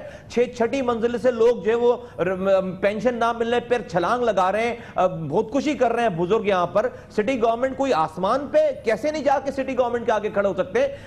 وزیر اعلیٰ کیسے کام کر سکتا ہے یہاں پہ؟ لوگ مر رہے ہیں قانون بھائی، یہ کوئی وکیل کرنے کی بات ہے اس کے اندر؟ یہ کوئی مذاکرات ہونے کی بات ہے اس کے اندر؟ مجھے پینے کے پانی کے لیے مجھے مذاکرات کرنے پڑیں گے جن کے پاس 30 سالوں سے اختیارات ہیں، M P M N As minister رہے، ساری ان 14 سالوں سے ان کا گورنر بیٹھا رہا ہے۔ یہ چند دنوں میں ہوں گے یہ مسئلہ، یہ ایک دفعہ لوگ جمع ہو جائیں، ایک دفعہ لوگ جھنڈے کے نیچے آ جائیں، ہم نے کال دی ہے، پورا کراچی باہر آئے گا، آپ دیکھیے گا اس کے بعد جو ہے وہ کیا ہوتا ہے، یہاں پہ سارے مسائل حل ہوں گے۔ آپ کے خیال میں یہ پبلک پروٹیسٹ سے، عوامی دباؤ سے یہ کوڑے کے ڈھیر صاف ہوں گے، یہ سڑکیں بنیں گی، یہ اسپتالوں میں دوائیں آئیں گی، یہ اجڑے ہوئے پارک آباد ہو جائیں گے؟ یہ تو ایسا لگتا ہے دہائیوں کا کام ہے۔ کامران بھائی کراچی ہمیں جب پتہ نہیں تھا نا کراچی بنے گا کیسے، لٹرلی نہیں پتا تھا، تو 4 سالوں میں اجڑا ہوا تباہ ہوا کراچی بن گیا۔ ابھی تو ہمیں پتہ ہے کہ کراچی ہم نے اپنے ہاتھوں سے کراچی بنایا ہے، یہ 6 مہینے کا بھی کام نہیں ہے۔ آپ رات سے شروع تو کریں، صبح سے تبدیلی آنا شروع ہو جائے گی۔ اور بھائی جب آپ نے ہر فائل پہ پیسے کمانے ہیں، آپ نے کچرا اٹھانے پہ پیسے کمانے ہیں، آپ نے پانی کے ٹینکر پہ پیسے کمانے ہیں، آپ نے پارکوں کی مٹی پہ پیسے کمانے ہیں، فور گاڈ سیک، آپ نے جو ہے وہ کیا بولوں میں ابھی، ابھی شرم آتی ہے مجھے یہاں پر بات کرتے ہوئے۔ یہ لوگ اس لیے استعفے نہیں دے رہے کہ ان کو لوگوں کی خدمت کرنی ہے جو ان کے قائد مانگ رہے ہیں، بھائی اس لیے استعفے نہیں دے رہے ان کو اپنے بنائے ہوئے مالوں کو اور آگے بچانا ہے اور آگے بنانا ہے۔ اور جو استعفے مانگ رہے ہیں صاحب وہ اس لیے مانگ رہے ہیں کہ ان کے لوگوں نے خدمت کی، ان لوگوں نے خدمت نہیں کی اس لیے وہ استعفے، بھائی ان کو خدا ماننا بند کر دیا۔ یہ پارٹنرز ان کرائم ہے، یہ ان کا ٹائم ختم ہو گیا۔ لوگ یہ اسی طرح لالی پاپ، یہ اتنے بیگیجز ہیں ان کے اوپر، یہ کسی حکومت کے آگے کھڑے ہی نہیں ہو سکتے۔ ان کے 2 گن مین صبح اٹھائیں گے یہ پیروں پہ پڑ جائیں گے۔ یہ مسائل کا حل نہیں ہے کراچی کا۔ ہم اسی لیے تو ہم اترے ہیں، ورنہ ہمیں ضرورت کیا تھی کام بھائی سارے کام کرنے کی؟ ہم نے کوئی جلسے تقریر یا ٹاک شو میں بیٹھنے کے لیے ہم نے کام شروع کیا ہے، لوگوں کے مسائل کو حل کرنے کے لیے کہا، اور تمام بلا رنگ نسل زبان کی تفریق کے کراچی کی حق کا ہر زبان بولنے والا نکلے گا آدمی باہر، آپ دیکھیے گا، اور ان کو پتا ہے کہ ہم لوگ کون لوگ ہیں، ہماری کریڈیبلٹی کیا ہے، اور آپ دیکھیں گے کیسے مسائل حل نہیں ہوتے، ہوں گے مسائل حل، نہیں مسائل حل ہوں گے زیادہ چھوڑ دیں گے کام، ہم لوگ چھوڑ دیں گے، پھر بیکار اگر ہم لوگوں کی خدمت نہیں کر سکے پھر بیکار ہے دکان کو چلانا۔ بہت بہت شکریہ۔ عزم کا اعلان کریں تو سید مصطفیٰ کمال کراچی کے مسائل حل کریں گے اور کراچی پوری کو سڑک پہ لائیں گے۔ 29 جنوری کی تاریخ دے دی ہے پاک سرزمین پارٹی نے۔